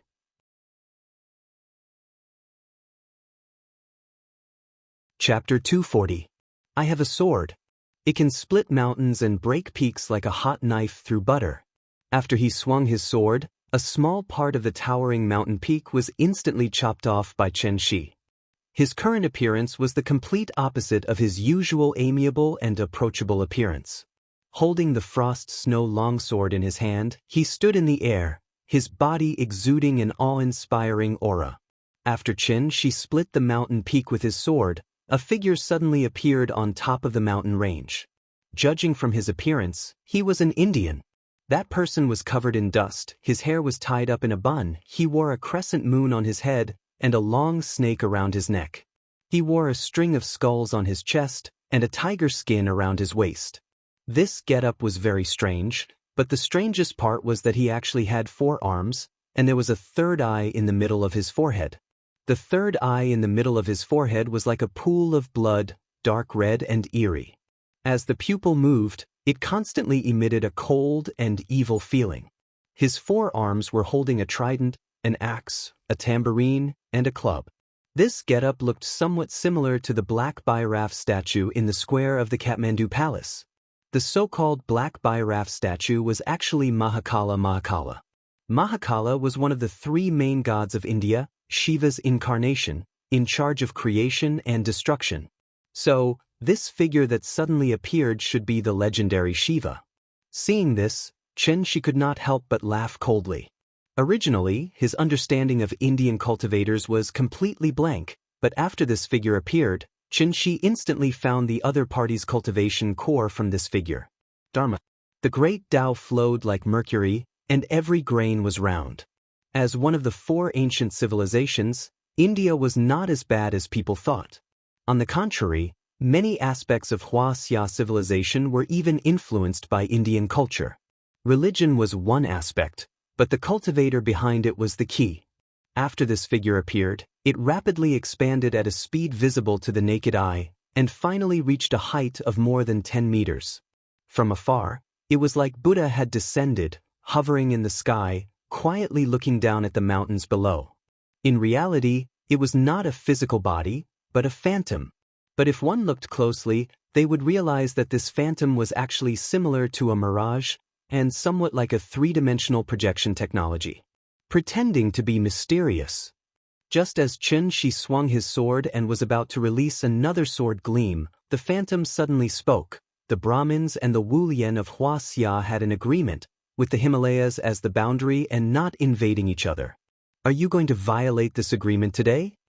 The Shiva statue's lips were slightly opened, and its 4 arms were gently waving. It looked like this giant statue was talking. His Mandarin was not very fluent, so it sounded a little awkward. However, his voice was deep and resounding. After he finished speaking, his voice continued to reverberate in the mountains. Agreement? Didn't you want to bury us alive with an avalanche? Isn't it too late to talk to me about an agreement now? At this point, Xianxia suddenly pointed the tip of his sword and smiled at the Shiva statue. I don't want to kill more, so I can give you a chance. I suggest you consider it carefully. If you leave now, I can let bygones be bygones, and the so-called agreement is still valid. Xianxia was not bloodthirsty, so just like last time when he dealt with Sunwen, even if the other party attacked first, he chose to give the other party a chance to live. But the person in front of him was fundamentally different from Sunwen. Because he was a pure-blooded Indian noble, a Brahmin. In a country like India with a strict caste system, how could a Brahmin with a supreme status bow down to Wuxia? Therefore, before Xianxia finished speaking, the expression on the face of the statue was as lifelike as a real person, and it suddenly became furious. The statue let out a roar, the third eye on the forehead suddenly glowed red, and a strange Sanskrit voice echoed among the mountains. Then, a ray of light with a destructive aura shot out from his eyes. Like a laser cannon, it hit Xianxia in an instant. It was not right to say that it hit, because a golden barrier suddenly rose in front of Xianxia. The golden barrier blocked the red light. At this time, Xianxia suddenly released the long sword in his hand. The long sword of frost and snow did not fall, but was suspended in the air.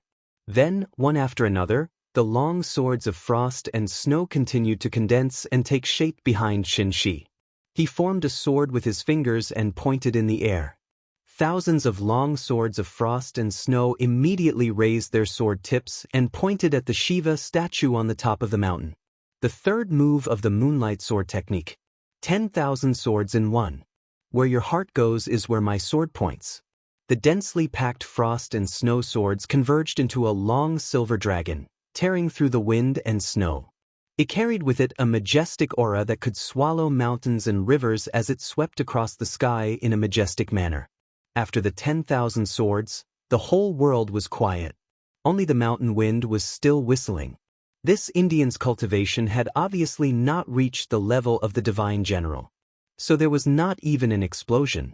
The frightening Shiva statue was directly torn to pieces by the all swords in one. Why won't you listen to my advice? Xianxia sighed softly and turned to leave. But at this time, an earth-shattering roar once again rang out from the summit of the mountains. The roar seemed to be full of endless anger and hatred. The voice was extremely loud, like the roar of the surviving species of the untainted land. Just the sound alone had shaken the surrounding mountains and made rocks fall continuously. The power of the roar was so great. Xianxia looked back in surprise, only to see the statue of Shiva appear on the top of the mountain again. But this time, the statue was not the same as before, but a man and a woman. Although it was a man and a woman, in fact, there was only one person. Just like the conjoined people in Zhang Guorong and Lin Xiangxia's version of The Legend of the White-Haired Witch, one side was a man, and the other side was a woman. However, it was slightly different from the movie. In the movie, the two actors were simply connected back to back. The statue in front of him used the same body, and the man and woman were connected from neck to neck. The man's side was the same as before, but the woman's side had two more hands, one holding a mirror, the other holding a water bottle. A two-headed, six-armed, four-legged monster appeared in front of Xianxia. Shiva had many kinds of dharma appearances. The statue just now was the angry one, and this statue was the extremely rare main half of a woman, which was half of a man and half of a woman. Seeing this, even Xianxia, who was used to seeing storms, could not help but frown and complain.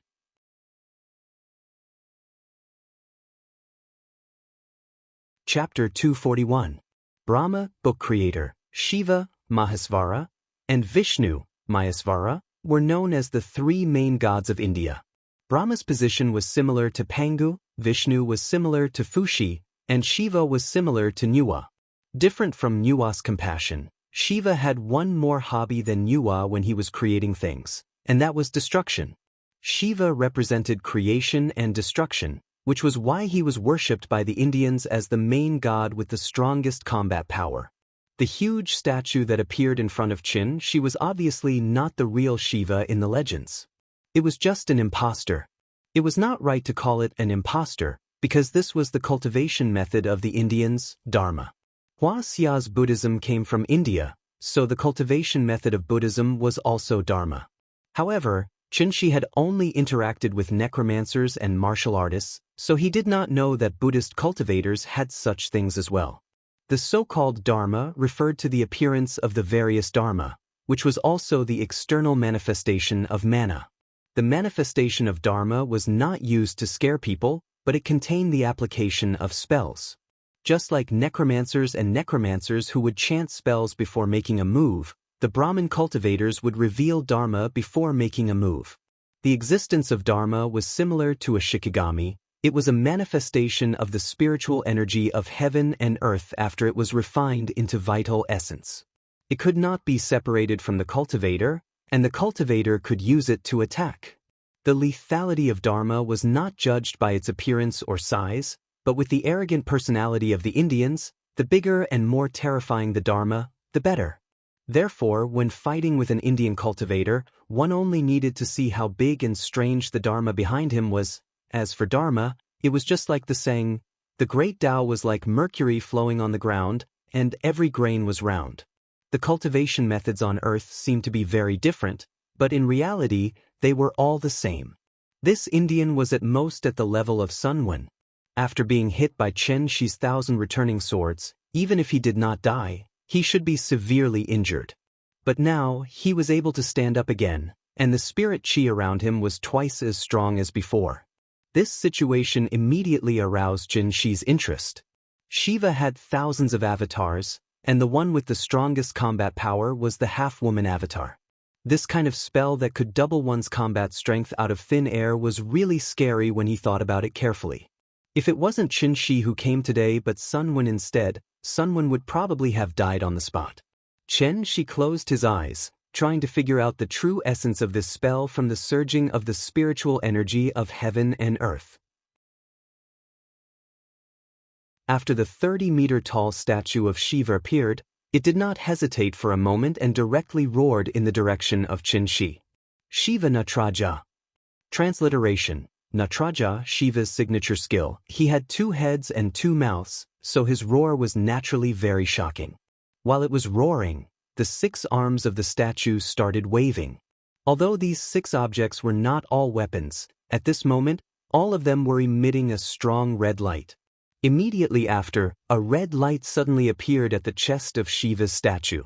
Shiva's third eye actually appeared at his chest. Then, a red pillar of light suddenly shot out from the third eye, heading straight for Xianxia. Xianxia had not spent so much effort to figure out something in a long time. In this world, there was nothing that he needed to figure out for a long time. Thus, at the same time that Shiva roared, Xianxia suddenly opened his eyes and shouted, "Found it!" As his voice fell, the phantom of a giant sword appeared behind him out of thin air. That sword phantom was thousands of feet tall, like a pillar that supported the sky. Its shape was simple, and the sword body was covered in dark diamond-shaped patterns. The sword edge near the sword hilt was cast with strange characters. The blade of the long sword was not straight, and the backbone was clearly formed into a line. The widest part was about 1/3 of the sword hilt, and then it curved inwards, until the sword edge protruded outwards, and then converged inwards into a sharp point. Although it was a phantom, the sword was covered in green light, and it gave people a feeling that it was as cold as ice, and that it could cut through hair. Xianxia did not seem to see the red light emitted by Shiva's statue. Once the sword phantom appeared, he immediately turned to look at the long sword that had been with him for hundreds of years. "Old friend, it's been a long time." Although it was just a phantom, after seeing the sword, Xianxia could not help but let out a long cry. The difficulty of returning to Earth from Heavenly Spiral was not something that ordinary people could imagine. This sword was one of the prices he had to pay to return to Earth. To Xianxia, this was a price that was even heavier than the damage to his soul and the depletion of his vital energy. The cultivation techniques on Earth were still too shallow for Xianxia, so through his observation just now, he had a rough idea of the principle of Dharma manifestation. Therefore, he immediately activated his vital energy and created this peerless divine sword that only existed in his memory. This sword was called Heavenly Divination. "I have a sword that dares to go against the world." Xianxia had not been so carefree in a long time. After all, to a man, a happy family and a successful career were his lifelong pursuits. Xianxia already had the former, and the latter was something that he once had. When the Heavenly Divination sword appeared again, the feeling of riding a horse with a sword and singing to the ends of the world came back. Looking at the sword with a cold lamp, how many achievements will the sword have? The incense burner does not care about the common people. Even if a stream of smoke passes away, the clouds are buried, the lonely sun still shines on the ancient tomb. This unlucky Indian cultivator definitely did not know that his appearance had made Xianxia make up for some of the small regrets in his heart. The real thing could not be found, but it was good to make a sample to comfort himself. In order to repay the other party, Xianxia decided to let this Indian cultivator see the set of shocking sword techniques that were compatible with the heavenly divination sword. The 49 forms of heavenly divination sword technique. Painting the sky as the god, condensing the sword as the soul. There is nothing in all directions. This is called the human sword. The human sword of the 3 famous swords. The red light of destruction emitted by the statue of Shiva was very dazzling, but in front of the green light emitted by the long sword, it still accidentally fulfilled that sentence. How can the light of a firefly compete with the brilliance of the sun and the moon? Just the green light emitted by the thousands of feet-long divine sword completely blocked the red light. Xianxia formed a sword with his fingers and suddenly pointed at the statue of Shiva on the mountain peak.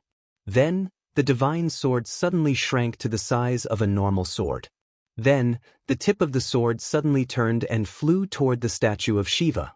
The sword was 3 feet long. A green rainbow pierced the sky. The divine sword cut through the sky like a green lightning.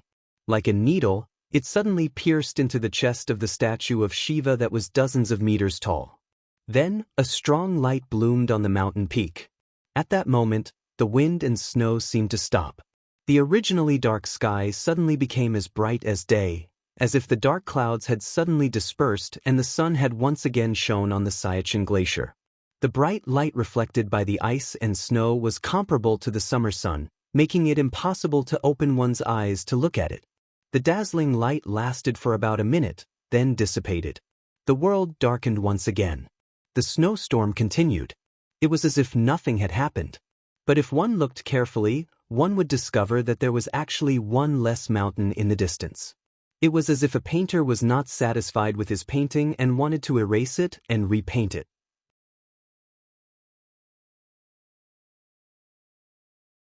Chapter 242. The Indian cultivators were known as Brahmins. Brahmins were a religious name similar to Buddhism, and they also represented the highest class in Indian society. At the same time, they were an organization similar to the Wulian in India. This Indian cultivator, who had only met Xianxia once and did not even mention his name, was completely reduced to dust by the attack of the divine sword shadow. Then, he fell to every corner of the Xianxia glacier with the wind and snow. It was not right to say that it was only one person. In fact, it was 2 people. 2 celestial realm cultivators who were comparable to Sunwen. This secret technique that could instantly double one's combat power was called Maithuna among the Brahmins, which was also known as dual cultivation. Dual cultivation originated from the Brahmins of India. It was originally a cultivation method, but after it spread to Wuxia, it was misinterpreted and abused by the Tibetan esoteric sect. It completely became a trick to cheat people and lost its value and meaning. After all, dual cultivation was not as simple as rolling in the sheets. First, one had to find a man and a woman who were of equal talent and had the same mind. They had to cultivate according to the secret technique from a young age, so that they could enter a state of harmony and life and death together. The close connection from the soul to the body allowed their combat power to have a superimposed effect. This kind of shameless secret technique was also the main reason why the martial arts world of Wuxia was generally unwilling to provoke the Brahmins. But then again, celestial realm cultivators were rare. Now that a pair had died, it was a very heavy blow to the Indian Brahmins. Once the news spread back to Wuxia, who knew how many people would clap their hands and applaud. Regarding this, Xianxia didn't have much of a reaction. He silently glanced at the mountain that he had flattened. After confirming that the opponent's aura had completely disappeared, he turned to look in the direction of the convoy. At this moment, a green light flashed. The shadow of the Tianyan divine sword reappeared beside Xianxia. After taking a deep look at this old friend that had been with him day and night, Xianxia gently waved his arm, and the shadow of the divine sword slowly dissipated. This trip could be considered a small gain. Although Xianxi's understanding of Dharma powers was still too shallow, he had enough cultivation and experience. As long as he was given enough time, he would definitely be able to grasp the true essence of the Dharma idol. He would no longer be able to merely grasp the shape of the Dharma idol. Thinking of this, Xianxia couldn't help but look up at the dark sky. The real Tianyan sword might be lying quietly in some corner of the vast universe right now. Iron Egg Li was leaning against the car window. When he saw Xianxi's figure appear through the snow, he couldn't help but exclaim in surprise. Because of the limited vision, they had been sitting in the car all this time and did not know what was happening outside. However, everyone could still clearly feel the violent tremor just now. It was as if there was an earthquake, and the car kept shaking. If the all-terrain vehicle was like a tin can, then they were the sardines inside. They could only curl up in the can and pray to God helplessly. In front of nature, human beings were always so insignificant. Iron Egg Li's face was tense. Because he was overly worried about Xianxi's safety, his eyes were a little red. He had been trying to open the door, but this all-terrain vehicle was a special military bulletproof vehicle. How could he break it with his bare hands? As soon as Xianxia unlocked the restriction, Iron Egg Li violently opened the door. Because he used too much force, he even lost his balance and almost fell off the car. Iron Egg Li's attention was all on Xianxia, so he didn't notice that the snow had strangely covered the tracks. Therefore, as soon as he got off the car, he stepped on the thick snow and frantically ran toward Xianxia. "Mr. Chen, are you okay?" It wasn't easy to be a guard. In times of crisis, not only did he have to use his hands to block the enemy's blade, he also had to sacrifice his body to block bullets for his superior. If anything happened to Xianxia as a guard, he would be held responsible by the army. The honest Iron Egg Li didn't understand the concept of EX level. He always thought that Xianxia only knew a little martial arts. "I'm fine, don't worry." Seeing this, Xianxia smiled and patted him on the shoulder, indicating that he didn't have to worry. Iron Egg Li was not good with words.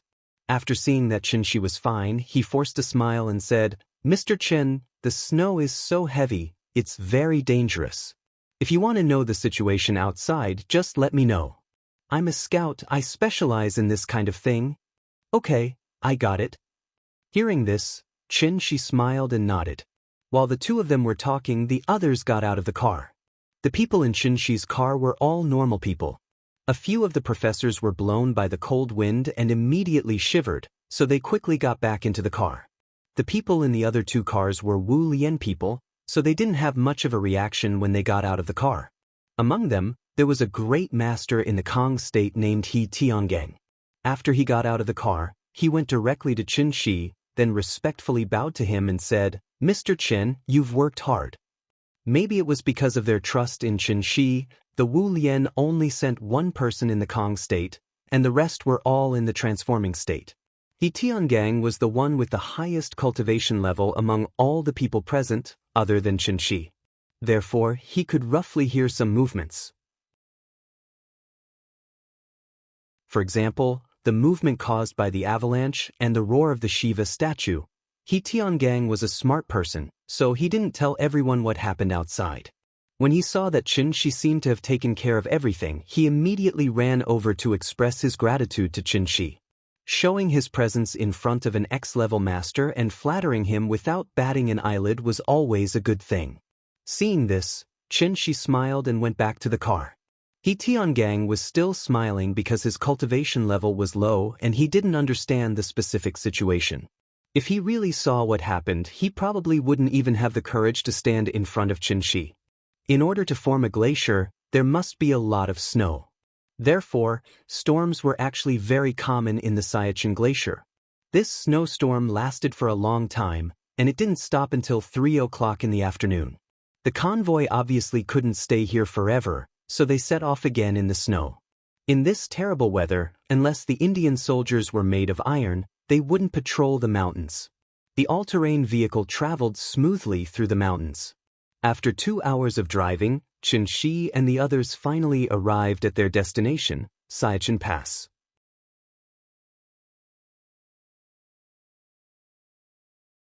Chapter 243. India's mountain combat troops were the army with the most experience in high-altitude and cold areas in the world. From 1984 until now, the Indians had successfully built at least 150 strongholds here. But seriously, this place was more meaningful than practical. The temperature was -50 degrees, and it was often accompanied by snowstorms and hailstorms that reached 100 kilometers per hour.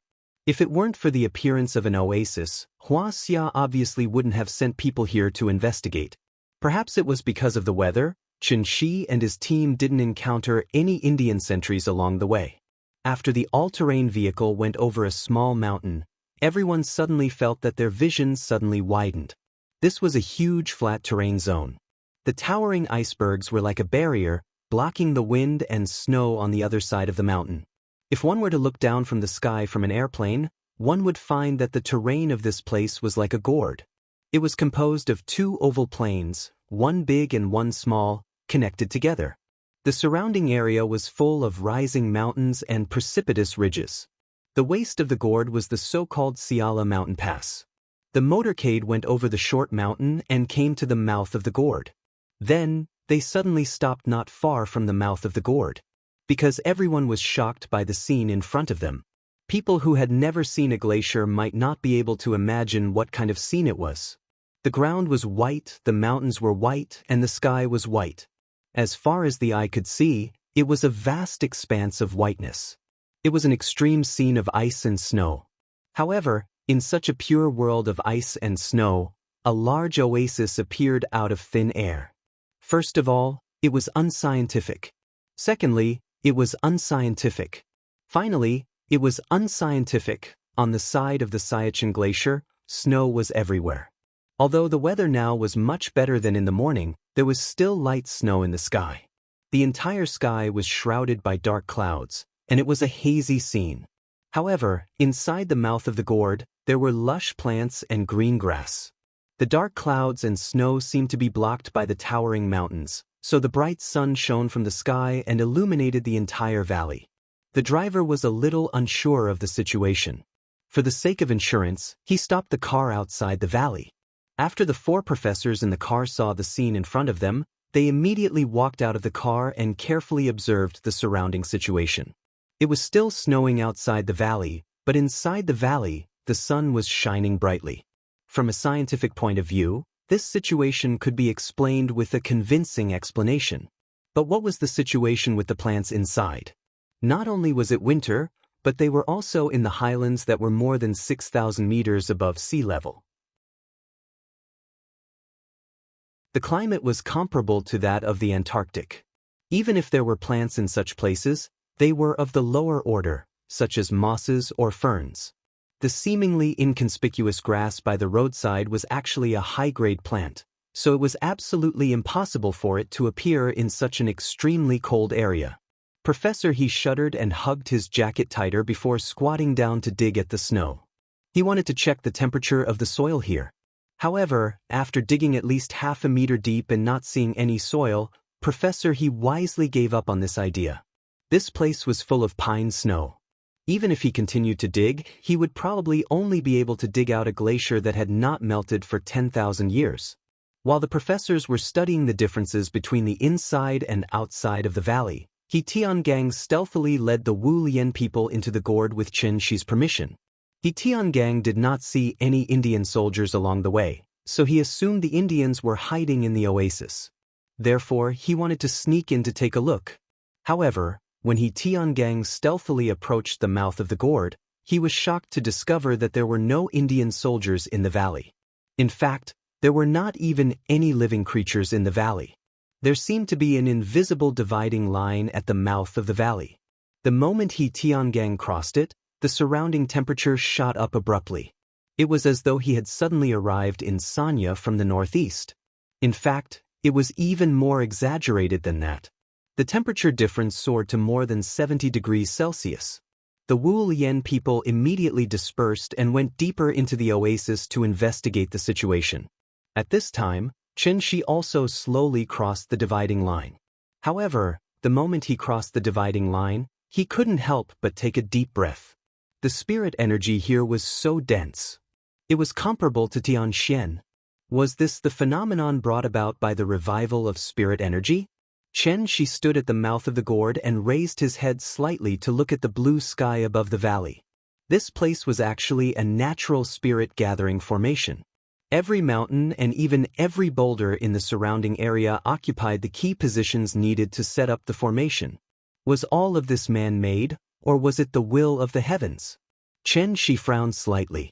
After standing at the mouth of the gourd and sensing for a while, he waved his sleeves and concealed his figure. Then he suddenly flew into the sky above the valley. He looked down at the entire oasis from the sky. Everything in the oasis was in his eyes. Apart from their group, there was no one else in the huge oasis. Since there were cultivators stopping them from entering the mountain, it meant that India knew about the existence of this place and had sent people to guard it to the death. Then, where were the Indians? Perhaps because the oasis had just appeared, the trees in the valley were not flourishing. Apart from the lush green grass, there were only a few scattered trees and shrubs. When he first saw this valley of green grass, it gave him a breathtaking feeling.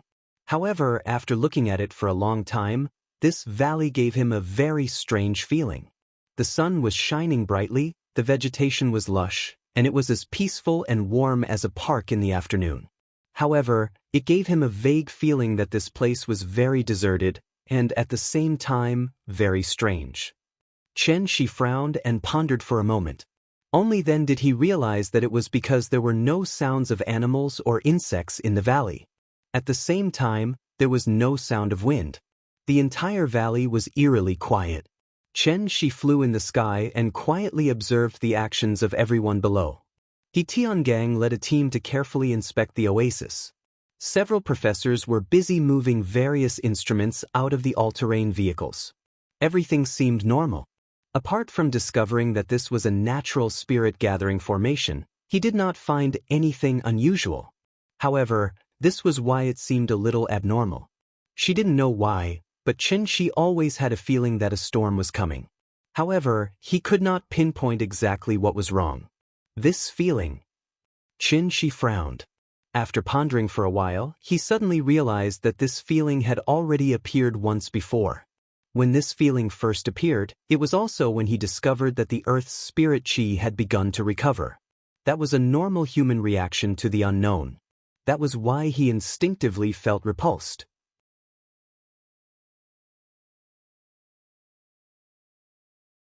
Chapter 244. In such a remote area, logistical supplies could only be transported by helicopter. Therefore, even if the Siala Pass was a strategic military area, the number of soldiers stationed around it generally did not exceed a platoon. A platoon had 3 squads, each squad had 10 people. Due to the special nature of the mission and the fact that they did not know how important the oasis was to the Indians, Wu Lian sent masters who were at least masters or above. In addition, he invited Xianxia, an EX-level celestial, to lead the team. This was already an indication of how important the oasis was. Once they were discovered by the Indian garrison, the martial artists would be able to restrain them while the professors would take the opportunity to collect samples and data. There was no problem with the plan. However, to everyone's surprise, there was not a single person in the oasis. He Tiangang also felt that something was wrong.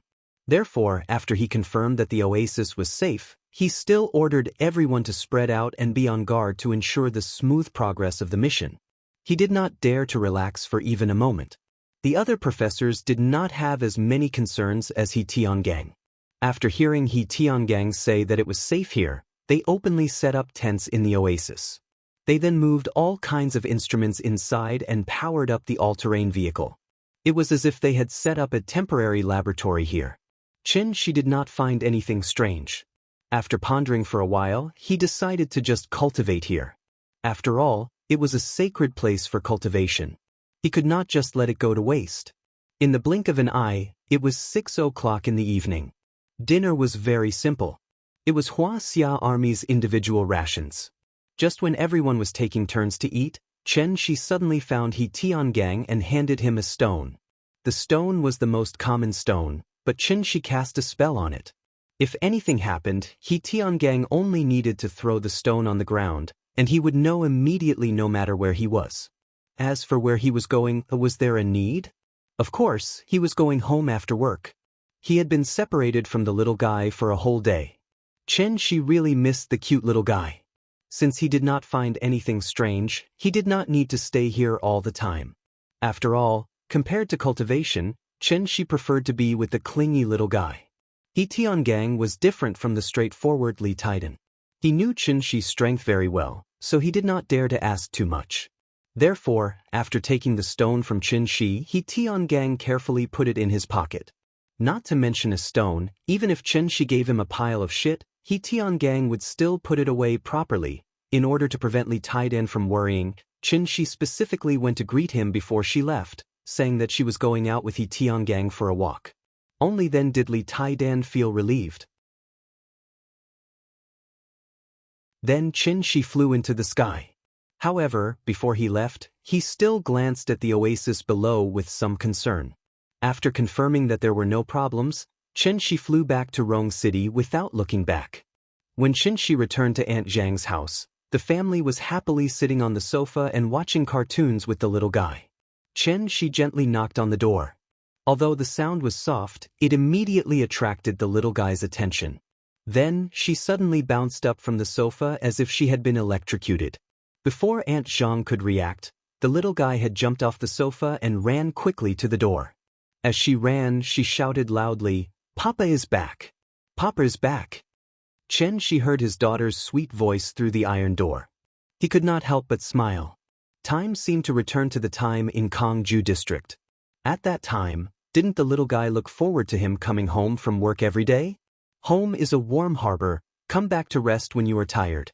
It was a simple sentence, but at this time, it resonated deeply with the people in the room. The old-fashioned iron door was quickly opened. The little guy followed her grandmother's instructions and opened the door only a crack. She tilted her little head and looked outside with one eye. After confirming that it was indeed Xianxia standing outside, she suddenly opened the iron door and rushed directly to Xianxia. "Papa!" Seeing the little guy rushing to him, Xianxia quickly squatted down and held her in his arms.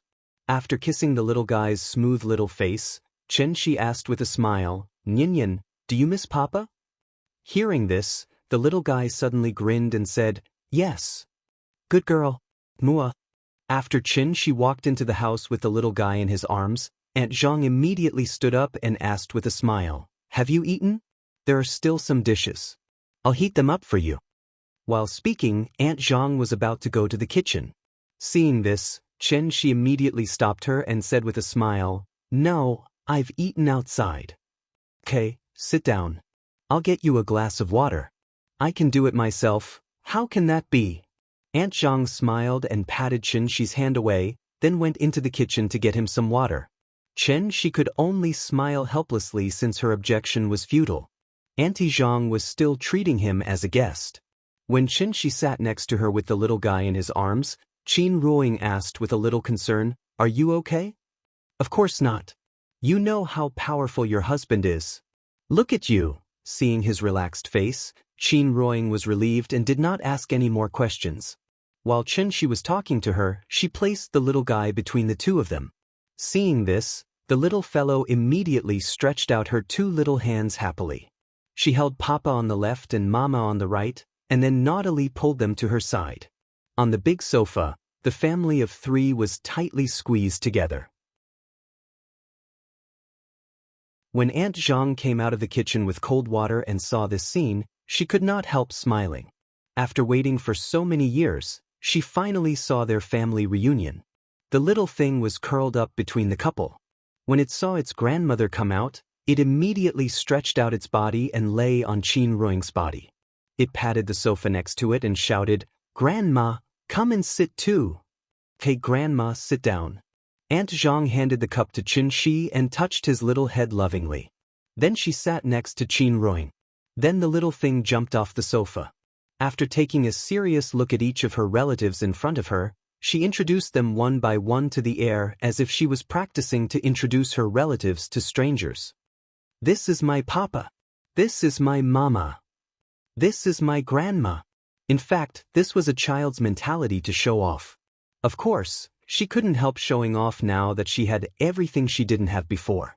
Her childish and naive behavior amused everyone so much that they couldn't help but shake their heads and burst out laughing.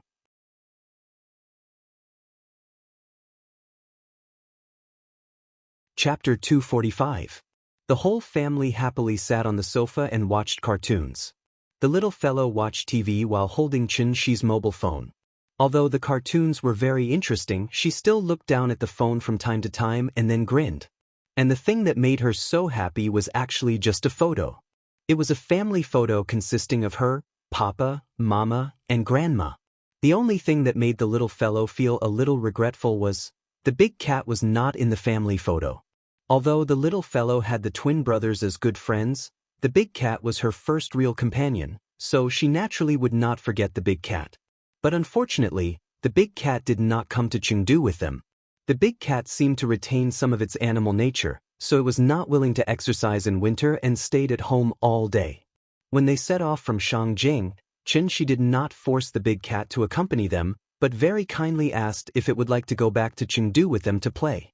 The big cat was also a little tempted, but when it heard that it was going to take a plane, it was suddenly scared and jumped to the beam, then shook its head like a rattle drum and decisively refused Xianxia's proposal. It could be seen how much it hated to take a plane. It was night.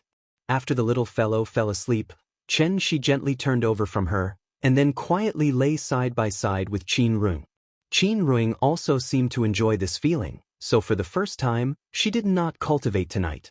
In the dark, the couple's fingers were clasped, and their hands were connected, silently feeling each other's existence. At this moment, they were happy. However, at this dull and sweet moment of happiness, Xianxia suddenly frowned. Because the stone was activated by He Tiangang.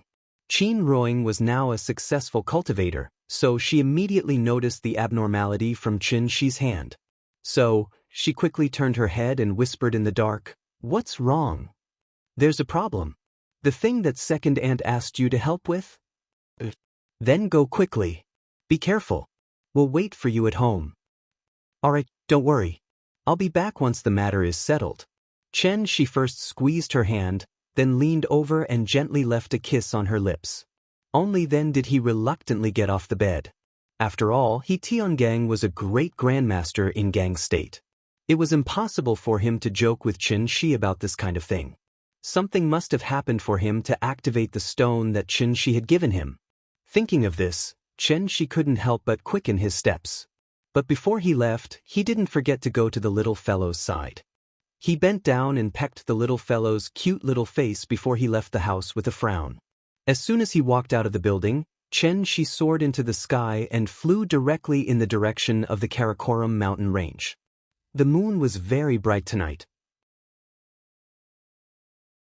Perhaps because of the high altitude, the moon in the Karakoram mountain range looked significantly bigger than the moon in Chengdu. The cold moonlight shone on the undulating ice mountains as if it was draped with a thin layer of silver yarn.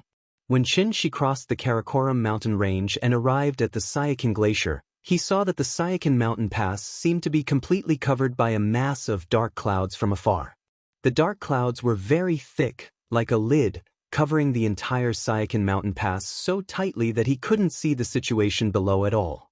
Seeing this, Xianxia couldn't help but frown slightly. This scene was a bit strange no matter how he looked at it. But looking at the fluctuation of spiritual energy in the surroundings, it didn't seem to be caused by humans. This was a bit strange. Xianxia flew above the dark clouds. After looking down for a while, he suddenly snapped his fingers. Then, a ball of light suddenly jumped out of his fingertip. The light ball was very weak at first, but it emitted a faint glow. But as Xianxia threw the light ball downwards, the light ball became brighter and brighter. Finally, the light ball was like a magnesium lamp, bursting with extremely dazzling light.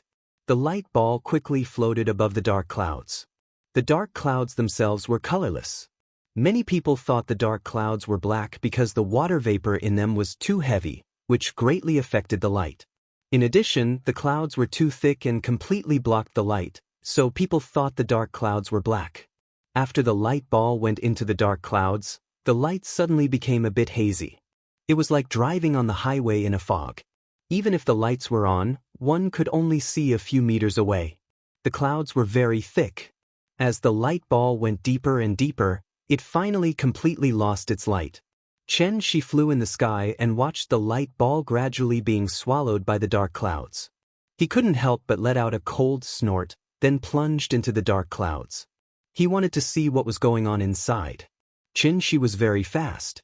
In the blink of an eye, he reached the ground. But when he reached the ground, he realized that the entire Xiala Pass was filled with dark clouds. The visibility was less than 1 meter. It was clouds in the sky, but on the ground, it could only be called fog. The thick fog covered everything. At the same time, the oasis was just like during the day. There was no sound around. Silence, eerie. If Xianxia was a normal person, he would probably faint from the scene in front of him.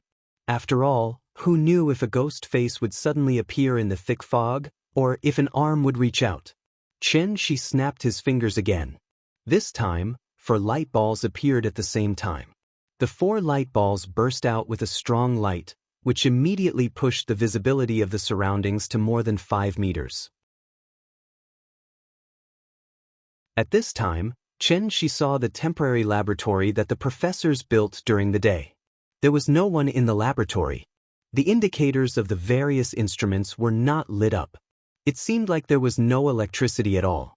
3 all-terrain vehicles were parked next to the laboratory, and there was no one in the vehicles. A total of more than 20 people just disappeared into thin air. It seemed like Xianxia was bored of this exploration game, and he suddenly let out an angry snort. Then, the Sky Spill Godly Sword appeared next to him. Xianxia held the long sword in his hand and slashed at the thick fog in front of him. A crescent-shaped sword aura suddenly burst out, and it created a strong wind that directly slashed at the thick fog in front of him. Since the fog was blocking his vision, he had to clear the fog first.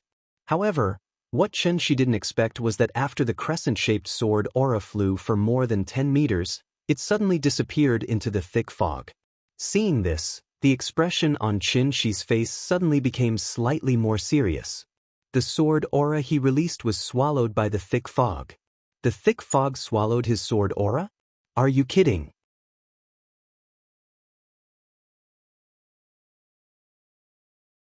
Chapter 246. The fog was like the souls of the dead from the 9 serenities. It was as if it wanted to devour everything. Xianxia's crescent-shaped sword aura only flew for about 10 meters before it completely lost its glow in the thick fog. Although it was just a casual swing of his sword and was not an exquisite move, it should not have been so weak. This situation really shocked Xianxia and caused him to instantly get into battle mode.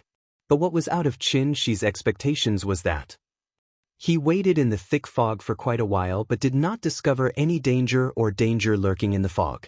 Everything was very calm. It was as if it was just a natural fog. Xianxia held the Tianyan sword in his hand and frowned as he constantly observed the thick fog in front of him. His divine sense was sealed, so he could only rely on his 5 senses to observe the outside world. The fog was so thick that it could not be seen through or blown away. Even if there were light balls in all directions, Xianxia could only see within 10 meters at most. This feeling really made him very unhappy. Xianxia stood in the thick fog for a long time. After a long while, he seemed to have thought of something and a thoughtful expression suddenly appeared on his face. Thus, he stretched out his arm and opened his palm. A miniature spirit-gathering formation immediately appeared in Xianxia's palm. Following the activation of the spirit-gathering array, a faint cyclone rose from his palm shakily. The spirit-gathering formation was the most basic formation and its working principle was very simple. After it was successfully set up, it would be like a tornado and constantly revolve around the eye of the formation to absorb the surrounding spiritual energy. Thus, when the spirit-gathering formation appeared, the cyclone condensed and formed at a speed visible to the naked eye. Its color also became darker and darker until it finally became an extremely thick milky white. In less than a minute, Xianxia suddenly felt a cold feeling in his palm. Upon closer inspection, it turned out that a drop of water had suddenly condensed in the center of the cyclone. Seeing this, Xianxia's expression suddenly became one of realization. He finally understood what this thick fog was. Just like how water can be divided into gaseous, liquid, and solid forms, the spiritual qi of heaven and earth can also be divided into several forms. Under normal circumstances, mortals were unable to see the heaven and earth spirit qi. However, if the spiritual qi of heaven and earth was too dense, it would become as hazy as fog. This form of spiritual qi of heaven and earth was also called spiritual fog by immortal cultivators. The mist was in a liquid state, but it was made up of extremely fine water droplets, which was why it could float in the air. In addition, when the spiritual qi of heaven and earth reached a certain level, it would completely change from a gaseous state to a liquid state, which was the so-called spiritual liquid. Spirit liquid was extremely rare. Xianxia had only seen it a few times in Heavenly Spiral. As for the solid spiritual qi of heaven and earth, which was the legendary spiritual crystal, he had only heard of it but never seen it before.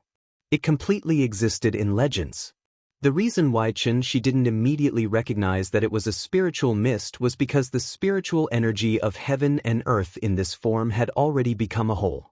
Just like a balloon filled with water, every drop of the spiritual mist contained surging spiritual qi of heaven and earth. This spiritual qi would not leak out, so only by piercing the balloon could one feel the energy contained within. It turned out that the entire sky above this huge oasis was actually filled with spiritual mist. This was a little interesting. Xianxia withdrew the celestial sword Dharma idol and then activated the technique. At that moment, his entire body seemed to have turned into a human-shaped black hole, and he began to madly devour the spiritual mist around him. However, now was obviously not the time to cultivate, so he could only devour the spiritual mist as he silently walked into the depths of the oasis. At that moment, a thought suddenly appeared in Xianxia's mind. The mysterious village hidden in the depths of the Qinling Mountains, after hundreds of years of accumulation by the Great Spirit Binding Array, only caused a spiritual qi tide that lasted less than 15 minutes. The spiritual qi tide successfully opened a crack in the sky and created the existence of the heavenly generals, who were completely beyond the current realm on earth. The elders waited until the spiritual qi revival to open the array. Would they be able to directly open the divine gate? Thinking of this, Xianxia could not help but raise his eyebrows. He could not help but be curious about what was behind the divine gate. What level of existence would the heavenly generals be considered in the divine gate? Xianxia's thoughts drifted further and further away. At this moment, something that suddenly appeared in front of him pulled him back from his thoughts abruptly. A tree appeared in front of Xianxia. A huge tree. Because the visibility was too low, Xianxia could only walk around the tree. This turn was incredible. The diameter of this tree was more than 20 meters, which meant that the circumference of this tree was at least 70 to 80 meters. If he remembered correctly, this place during the day, other than the green grass, there were only some trees and shrub seedlings. Only a few hours had passed? How could such a huge tree appear out of nowhere? How could Xianxia not be surprised? Although Xianxia could also make the green mountains bloom with red makeup and make the thousands of maple leaves bloom with magic.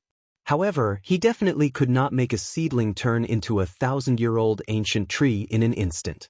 The diameter of this tree was more than 20 meters, and he did not know how tall this tree was. Xianxia stood under the tree and looked up, but the thick spirit fog completely blocked his vision, so he could not see the situation above the tree trunk at all. Seeing this, Xianxia thought about it and took a step forward, wanting to touch the bark of this tree.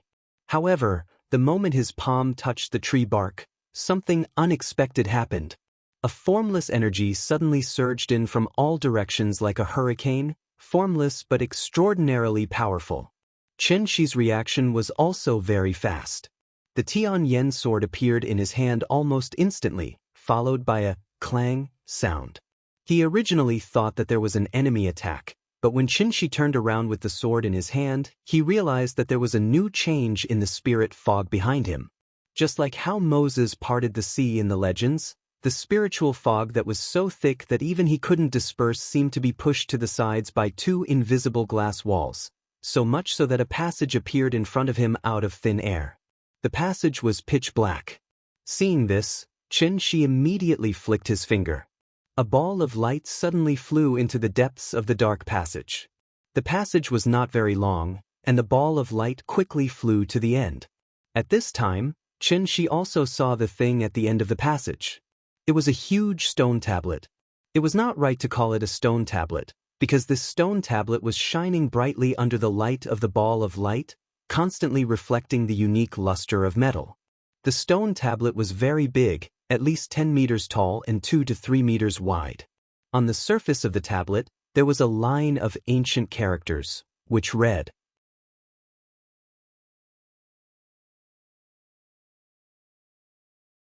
Chapter 247.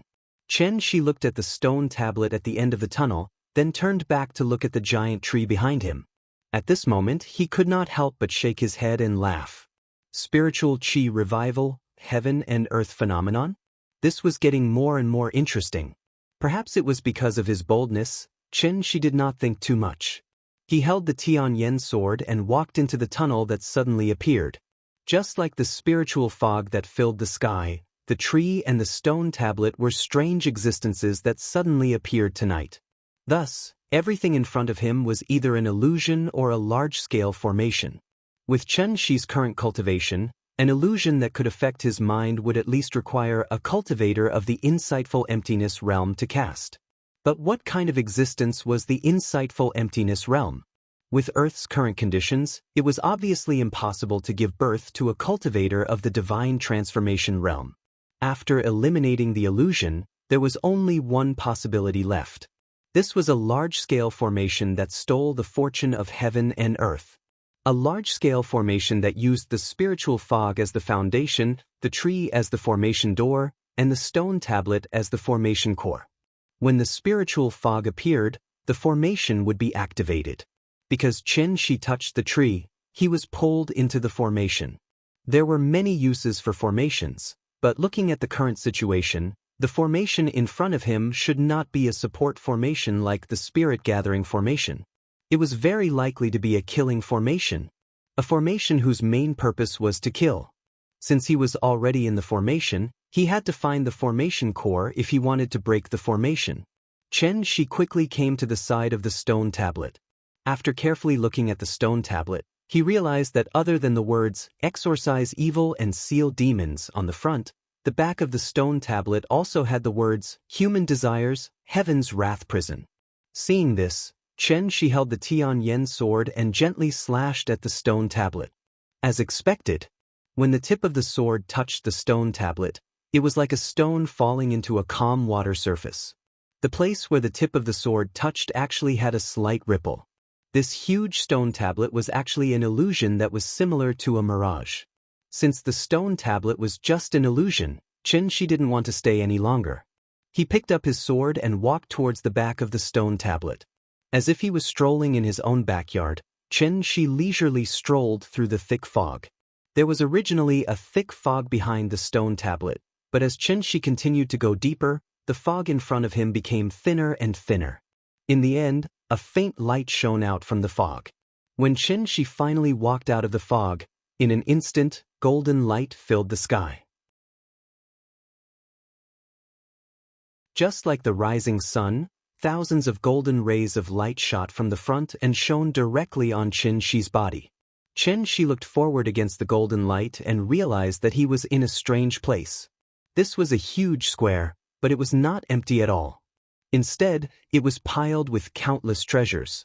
Just like in The Hobbit, where the dragon Smaug occupied the lonely mountain treasury, countless gold, silver, and jewels were randomly piled up in the square. It was a dazzling array. It was so dazzling that it almost blinded people's eyes. It was estimated that the current gold and silver reserves in the world couldn't form such a huge scale. If such a treasury was discovered by outsiders, who knew what kind of uproar it would cause? In the 18th century, California in the United States was originally a very remote and backward place. However, after the news of the discovery of gold in California spread, the entire United States and even the world was shocked. Thousands of gold miners flocked to California. The population boom led to the emergence of several international metropolises in California, such as Hollywood and Los Angeles. As a result, California went from a small and remote place to one of the top administrative regions in the United States. From this, it could be seen how tempting gold, silver, and jewels were to humans. If the news of the treasury was leaked, Wuxia would probably start a war with the Indians tomorrow. Ordinary people scrambled for gold, silver, and jewels, but to Xianxia, this treasury was obviously not as valuable as a drop of spirit fog. Therefore, even if there was a mountain of gold and a sea of silver in front of him, he didn't even look at it. He stood at the entrance and looked around. The treasury was very quiet. There was no one and no strange movements. Other than the countless gold, silver, and jewels, there was only a winding stone path in this huge square. The stone path crossed the entire square, and at the end was a large expanse of thick fog. Seeing this, Xianxia didn't delay any longer and walked directly into the depths of the square along the path. Both sides of the path were piled with priceless gold, silver, and jewels. He only needed to bend down slightly and Xianxia could pick up a palm-sized gold brick from the ground. However, he still didn't look at it and walked on the path without looking sideways. Soon, Xianxia came to the end of the path. The thick fog engulfed him again. The moment Xianxia walked into the fog, the square suddenly changed. The countless mountains of gold and silver suddenly turned into a scalp-numbing sea of corpses and blood. How was this a treasury? It was simply hell. Countless corpses were piled up randomly. The mountains of gold became mountains of limbs, and the sea of silver became lakes of blood. If one looked closely, one could see many soldiers wearing Indian military uniforms. It was no wonder that when Xianxia and his group arrived at the oasis, they didn't see a single Indian soldier. They must have been wiped out in this strange place. Xianxia continued to walk in the thick fog. By the time the fog had thinned out and the light had returned, he had arrived at a new place. It was a new square. However, the square was no longer piled with gold, silver, and jewels. Instead, it was filled with countless large icicles that looked like clusters of crystals. Similarly, there was still a stone path winding through the square. Xianxia continued to walk along the path. When he passed by the icicles, he suddenly realized that there was a woman sealed in each icicle. Countless devastatingly beautiful women were all stark naked without a stitch of clothing on. Although these women were sealed in the icicles, their expressions and postures were extremely seductive and lustful. Just looking at them a few more times could make one's heart burn with lust. With Xianxia's appearance, the women in the icicles seemed to have come alive. They lay in the icicles and kept changing all kinds of seductive postures. They even faintly let out a series of extremely erotic moans. For a moment, the square was filled with erotic scenes. Such a scene made Xianxia frown uncontrollably. He now had a rough idea of what this formation was all about. The formation in front of him was different from traditional killing formations. Although it was also offensive, it wouldn't take the initiative to attack. Instead, it would set up all kinds of traps to lure people into it. Once the person who entered the formation couldn't resist and touched the traps, death would await them. However, with this level of temptation, let alone immortal cultivators, even martial artists with slightly higher cultivation wouldn't be able to tempt them. It was too easy. Therefore, Xianxia didn't stop at all. He directly passed through the square and entered the fog again. As he continued to move forward, Xianxia's frown deepened. He really didn't understand now. No matter what, this was a large-scale formation that used spirit fog as its base. Was this all it could do?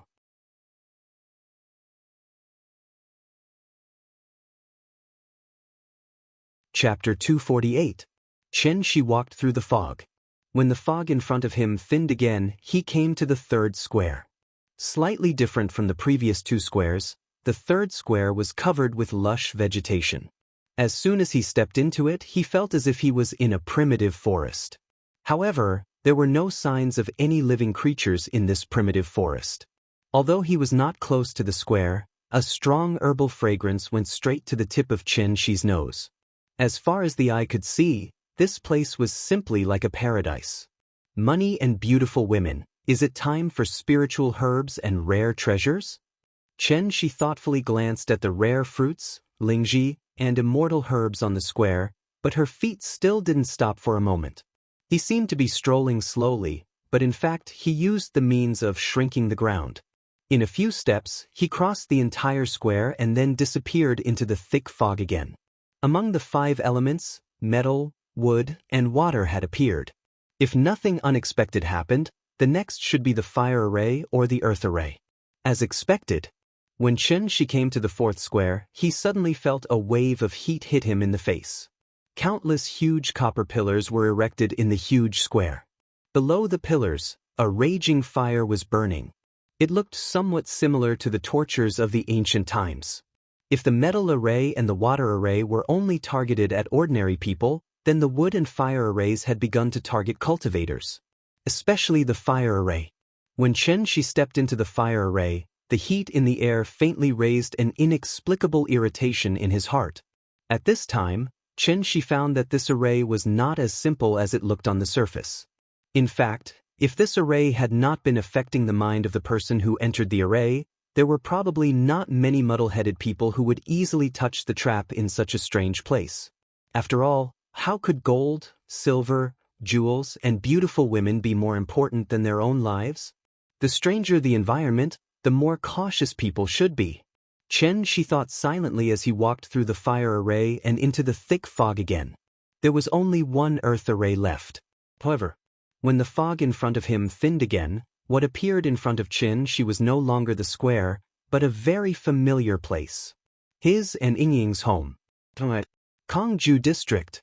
Although Xianxia had lived in the Sai courtyard for a period of time, the home that he truly recognized in his heart was still this slightly shabby demolition community. Looking at the familiar scene before him, even Xianxia couldn't help but be stunned. The furnishings in the room were the same as before. Old furniture, picture albums scattered all over the place, and everything else. It was all so real. Just as Xianxia was lost in thought, a clear and melodious papa came from behind him. Papa! Xianxia looked back and saw Nian standing behind him. She was holding a picture book and seemed to want to hand it to him. Papa, tell a story. Nian raised her small hand with great effort, as if she wanted to stuff the album into Xianxia's hands. Xianxia lowered his head and looked at Nian's cute smiling face and expectant eyes. At this moment he was strangely enraged. Because he was so angry, it even caused the veins on his forehead to bulge. A dragon has a reverse scale, and a wolf has a thorn. Kill if you look at it, kill if you touch it. This array dared to touch the softest part of his heart and tried to conjure a little girl to deceive him. Damn it. In a fit of rage, Xianxia slapped the picture book in Nian's hand. Then he let out a roar and said, "Sword, come." He hadn't been so angry in a long time. Daring to have ideas about Nian, kill without mercy. Xianxia suddenly stretched out his right hand and made a grabbing motion in the air. But that familiar feeling didn't appear. Because the sword didn't come. The sky-spill divine sword didn't appear. Xianxia couldn't help but look at his right hand in surprise. Then, he activated the spell and tried to use his true essence to condense the divine sword Dharma again. But at this moment, a familiar voice suddenly sounded. Xianxia, what are you doing? Are you crazy? You're scaring her. With a shout, Qin Ring, who was wearing an apron, rushed out of the kitchen and hugged Nian in a panic. She comforted her in a low voice. Nian was obviously frightened by Xianxia's reaction. After Qin Ruoying hugged her, she suddenly pouted her little mouth and cried out loud. What? Nian, don't cry. Mommy is here. Don't cry, don't cry. Qin Ruoying squatted on the ground and hugged Nian tightly in her arms. While comforting the child, she raised her head and glared fiercely at Xianxia. Then she shouted angrily, "Are you crazy? Look clearly. She is Nian. She is your daughter." Qin Ruoying roared at Xianxia, then she seemed to think of something. She couldn't help muttering in a panic, "No, your illness is getting worse and worse. Nian, Dad is sick again. Let's go get the medicine for Dad." Hearing this, Nian seemed to be frightened. After looking back at Xianxia with red eyes, Nian sniffed and tried to stop crying. Looking at his wife and daughter in panic, Xianxia couldn't help but let out a low roar, "Fuck!" This array formation had actually affected his mind. Xianxia originally came in with the mentality of playing, but he didn't expect that even he would be lost in this array. Thinking of this, Xianxia couldn't help but show a dignified expression on his face. Then, he suddenly put his palms together and made a gesture with a solemn expression. 49 Styles of Tianyu, Spell Section. 10th Manifestation, Break Illusion. It specializes in breaking all illusions and illusions in the world. However, at this moment, Xianxia seemed to have completely lost his cultivation, and there was no trace of true spirit surging all over his body. He tried to use break illusion, but everything was still the same. And Qin Ruoying, after seeing Xianxia's behavior, seemed to be frightened by something. He picked up Nian, then rushed into the bedroom. Looking at Qin Ruoying's frightened look, Xianxia's brows were frowning more and more. Break illusion failed. It seemed that his consciousness had been completely lost in this array. He thought that this was just a simple killing array, but he didn't expect it to be a composite array of killing, illusion, trapping, and disturbance. His current situation was somewhat similar to the state of his soul leaving his body. His physical body was still in place, but his consciousness was trapped in the illusion built by the array. Therefore, in this situation he couldn't be anxious, and could only slowly think of a way to break the array. Illusion arrays could also kill people, and the principle was similar to the triple dream realm in the inception space, causing the consciousness of the person who entered the array to be trapped in the illusion and never be able to wake up. To break the illusion, it wasn't easy, but it was actually very simple. It was easy, but it was actually very difficult. This was because it had nothing to do with cultivation, it was all about one's willpower. Don't forget your original intention. These 4 words were the divine weapon to break all illusions in the world. Thinking of this, Xianxia immediately sat cross-legged, held his breath, and tried to find a way to wake himself up. And not long after he sat cross-legged.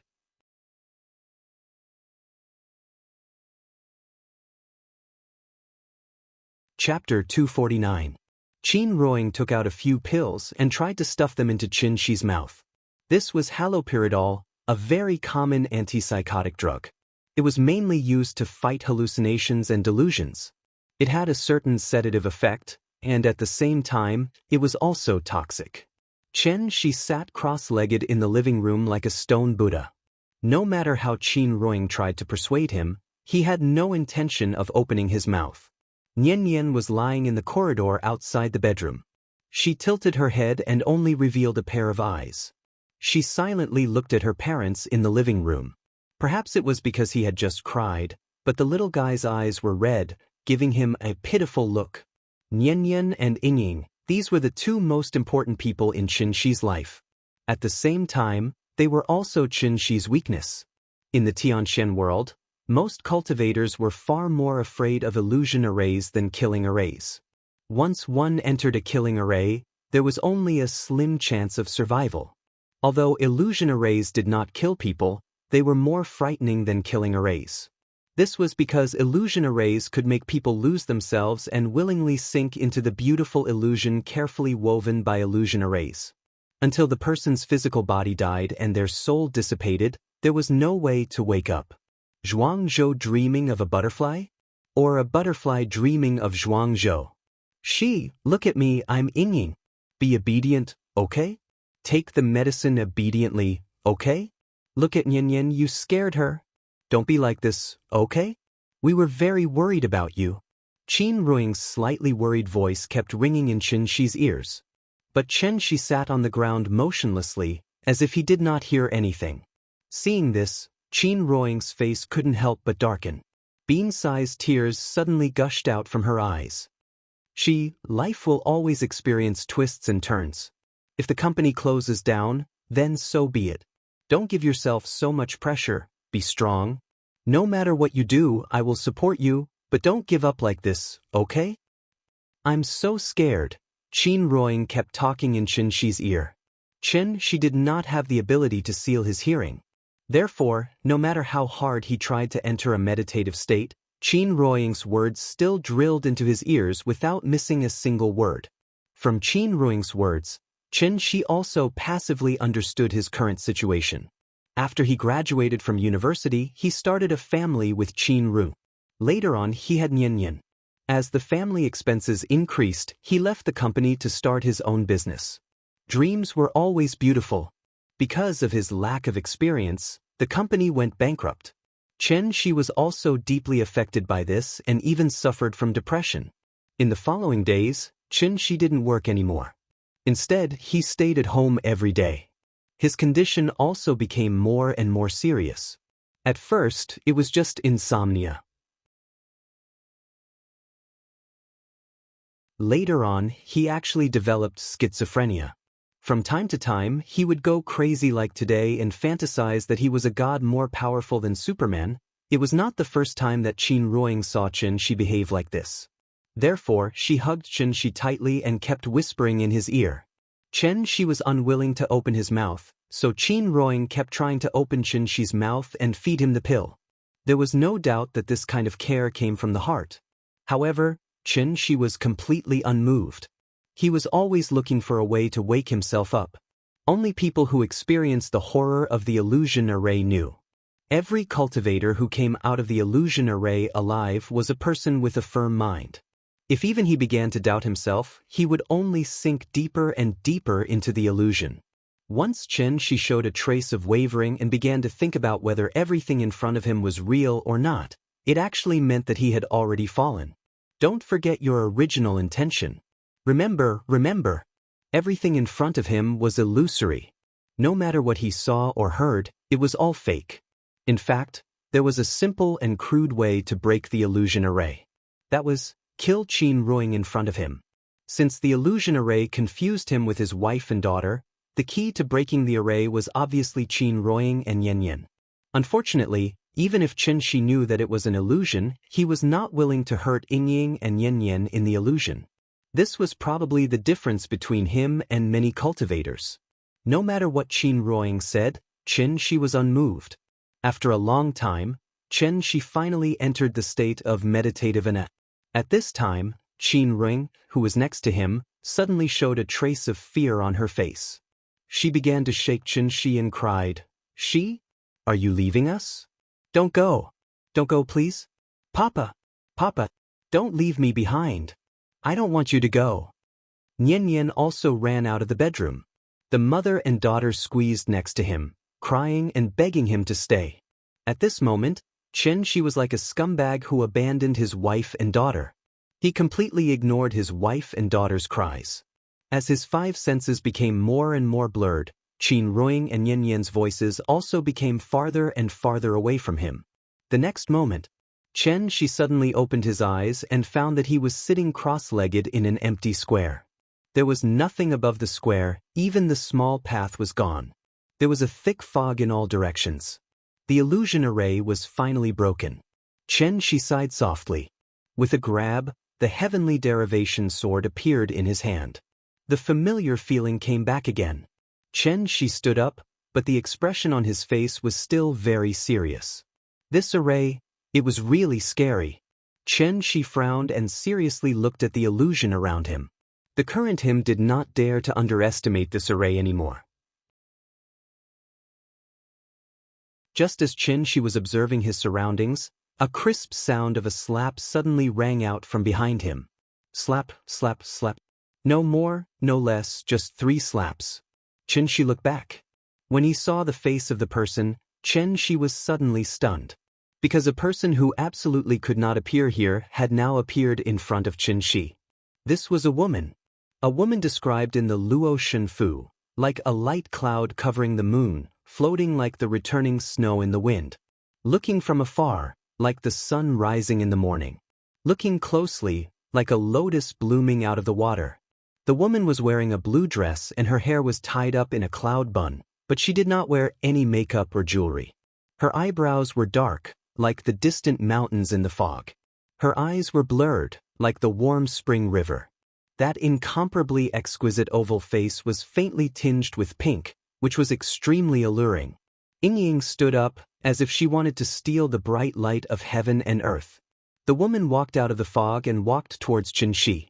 Seeing this, Xianxia suddenly closed his eyes. When he opened his eyes again, the woman was even closer to him. When the woman was about 2 meters away from Xianxia, she finally stopped. At this moment, Xianxia called out her name with a complicated expression. Zijin. The person who came was goddess Zijin.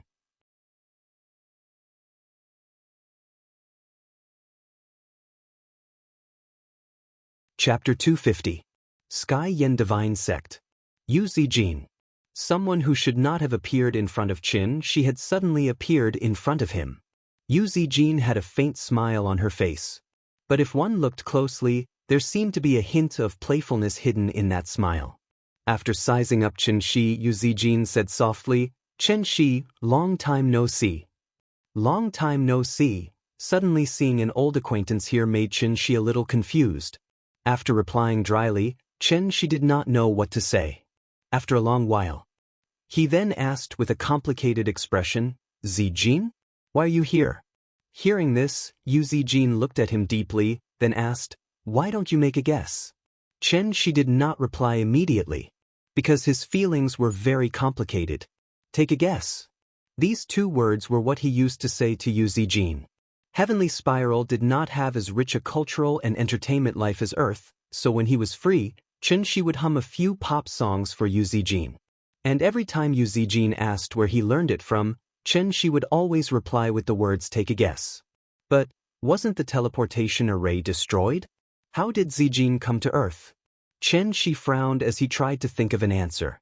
Yu Zijin was not in a hurry, and just looked at him with a smile, as if she wanted him to come up with an answer himself.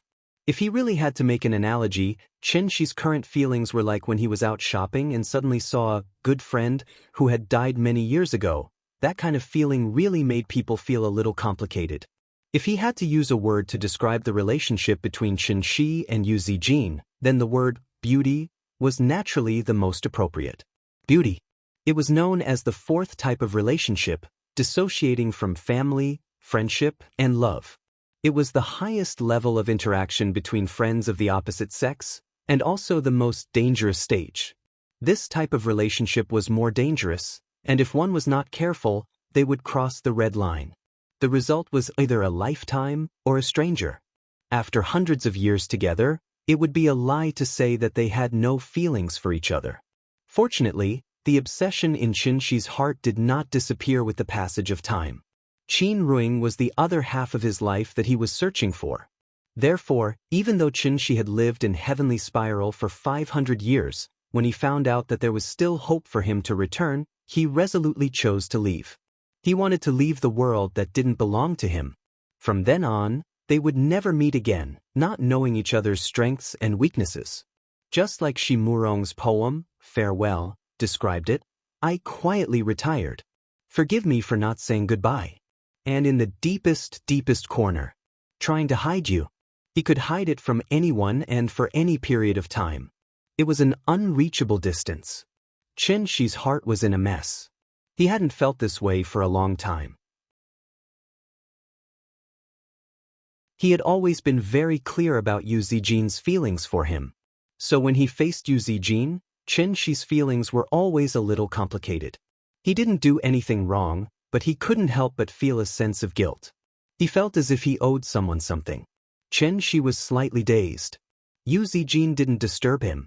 She just stood in front of him, silently sizing him up.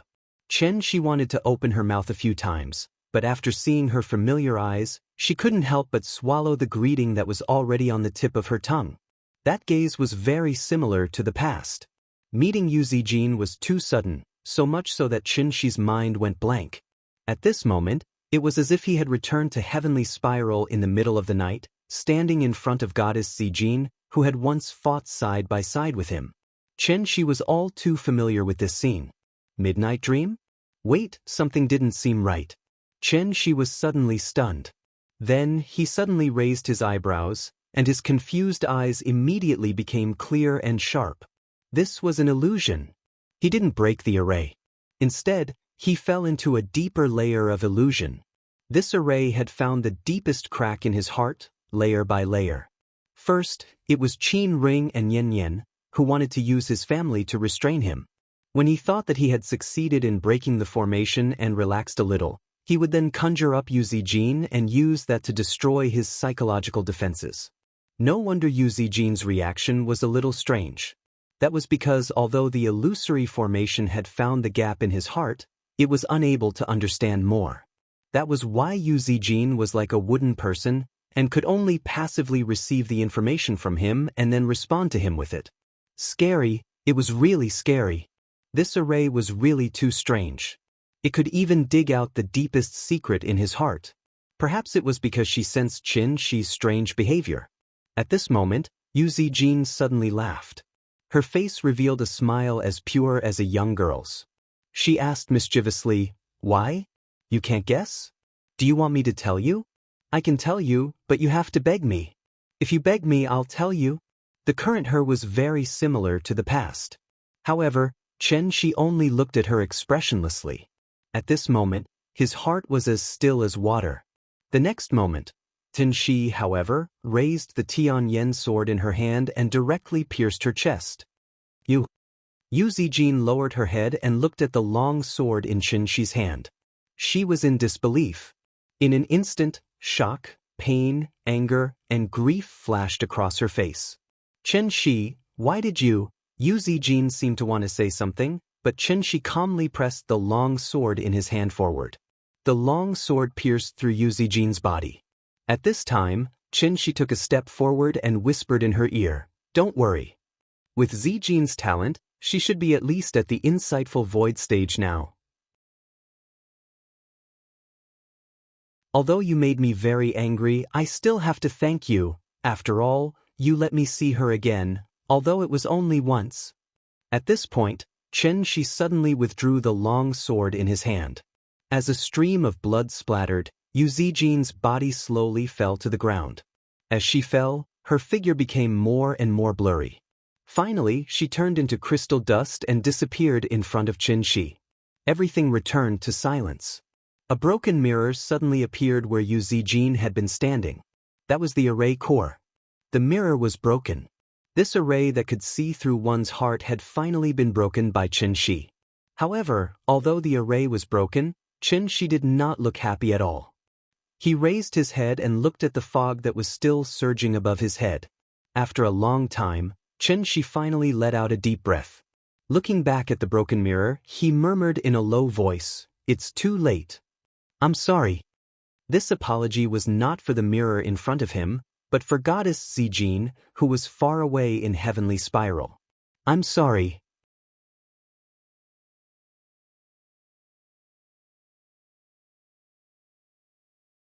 Chapter 251. The illusion array was broken by Xianxia. Therefore, there was only a broken mirror left in this huge square. Xianxia looked around silently, but his expression was a bit more dignified. This place was too strange. The 5 elements of metal, wood, water, fire, and earth had all appeared. So what should I do next? There was no stone path in this square. It seemed that this was the end. Xianxia looked around and didn't find anything out of the ordinary. Only then did she set her eyes on the broken mirror on the ground. This mirror was not made of glass. Looking carefully, the material was somewhat similar to crystal. It seemed to be a pure and colorless transparent crystal. And just when Xianxia looked down and carefully studied the mirror fragments on the ground, the scattered mirror fragments suddenly had a magical change. Like snow meeting the sun, countless small mirror fragments suddenly began to melt at a speed visible to the naked eye. Even if the snow melted, there had to be a process. But the scene in front of Xianxia was like pressing the fast-forward button when watching a video. The melting process became very short. In just a few seconds, the mirror fragments on the ground had turned into a pool of silver water. It looked a bit like tin, chromium, and other metals after melting. Seeing this, Xianxia immediately took a few steps back. And just as he stepped back, a strong light suddenly appeared in the pool of silver water. A light curtain suddenly rose from it and reached the sky. Array within an array? Looking at the changes in front of him, Xianxia couldn't help but frown. This 5 elements great array was strange enough on its own. Who would have thought that there would be another array within it? The pool of silver water in front of him, it was clearly the entrance to another array formation. After seeing the power of the earth array, Xianxia couldn't help but have a trace of vigilance in his heart. Who was the one who had set up such a marvelous large-scale formation? What was the purpose? With countless questions, Xianxia hesitated for a moment, but finally chose to step into the light curtain in front of him. Since he was already here, he might as well figure it out. After walking into the light curtain, Xianxia's line of sight was completely blocked by a strong light. However, the strong light disappeared quickly. And when the strong light faded, Xianxia found himself in a circular hall. This hall was very large. In terms of scale, it seemed to be larger than the bird's nest. The hall was spacious and grand. The closer to the center of the hall, the higher the dome. And in the center of the hall, there was a huge stone pillar supporting the dome. Because of this, the overall shape of the hall looked somewhat like an umbrella. Standing in the middle of the hall was like standing under a huge umbrella. Xianxia had just walked out of the light curtain and didn't have time to carefully examine the surrounding environment when a familiar voice rang in his ears. Mr. Chen. Xianxia looked and saw He Tiangang and the others sitting in a corner of the hall. However, the number of people was much smaller. The 4 professors were still there, as were Li Taidan and Xue Shuzhen. However, there were only a few people left in the Grandmaster Guards sent by Wu Lian. After the remaining 10 or so people saw Xianxia appear, their faces immediately showed extremely excited expressions. What are you guys doing? Xianxia came in front of them and could not help but frown. Take He Tiangang, who had the highest martial cultivation, for example. He Tiangang did not look like a great grandmaster in the gang state. His beard was unkempt, his face was dirty, and his body was constantly emitting a foul smell. It looked like he had not bathed for a long time. His current appearance was somewhat similar to a homeless person on the street. Seeing Xianxia's puzzled look, the excitement on He Tiangang's face slowly disappeared. After that, a look of self-blame and regret appeared on his face. He could not help but sigh. Mr. Chen, it's all my fault. I shouldn't have thrown away the stone that you gave me. What's going on? We can't find a way out. We're trapped here, He Tiangang quickly explained the matter to Xianxia. It turned out that not long after the sun went down, the fog rose. Under He Tiangang's lead, the people cautiously tried to leave the oasis. However, no matter how they walked, they would eventually come to the giant tree. This situation should be the legendary, ghostly wall. He Tiangang had no choice but to approach the giant tree and try to find clues from it. He did not expect that this would trigger the formation door and make a passage appear in front of them. What happened after that was similar to what happened to Xianxia. Metal, wood, water, fire, and earth. He Tiangang and the others had a mission, so they naturally did not dare to act rashly in the face of all kinds of strange situations.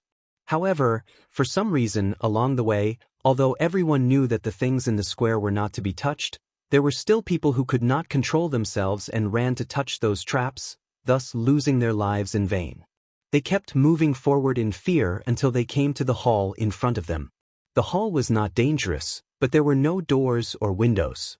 It was like a prison, completely trapping them here. After listening to He Tiangang's explanation, Xianxia could not help but frown. Not to mention the metal, wood, water, and fire formations, just based on the earth formation at the end, how many people in this world could walk out alive with the exquisite layout of the formation within the formation? Xianxia thought that they had been wiped out long ago. Thinking of this, Xianxia could not help but ask in confusion, "How did you pass through the earth formation?" Hearing this, He Tiangang was stunned and asked in confusion, "Earth formation? What's an earth formation?" An illusion formation, like a dream, it will make you lose yourself in the dream and unable to wake up. You didn't encounter it? No. He Tiangang shook his head, as if he understood Xianxia's question. He then explained, "The earth formation you're talking about is the last square, right? There was nothing there, only a mirror. We couldn't find any other way, so in the end, we tried to break the mirror, but we didn't expect to come here." After listening to He Tiangang's description, Xianxia was silent. Directly skipping the earth formation? Based on the power of the earth formation, once they entered, There was absolutely no chance of survival for everyone present. Why didn't they trigger the Earth formation? Could it be the Earth formation only targeted immortal cultivators? Xianxia thought silently. He looked at He Tiangang, then at the rest of the people. Then he suddenly thought of a question, so he quickly asked, "How long have you been here?" Hearing this, He Tiangang could not help but smile bitterly and shake his head, sighing. "It's been more than a month. We only brought 2 months' worth of rations. If we can't find a way out, I'm afraid we'll starve to death here." More than a month. Because he was too shocked, Xianxi's face immediately showed an extremely shocked expression. He had not lost his composure like this for a long time. How long had it been since he Tiangang through the stone, then entered the formation and found the hall? It had only been a few hours. How could more than a month have passed? The flow of time in this place, could it be the same as Tianxian?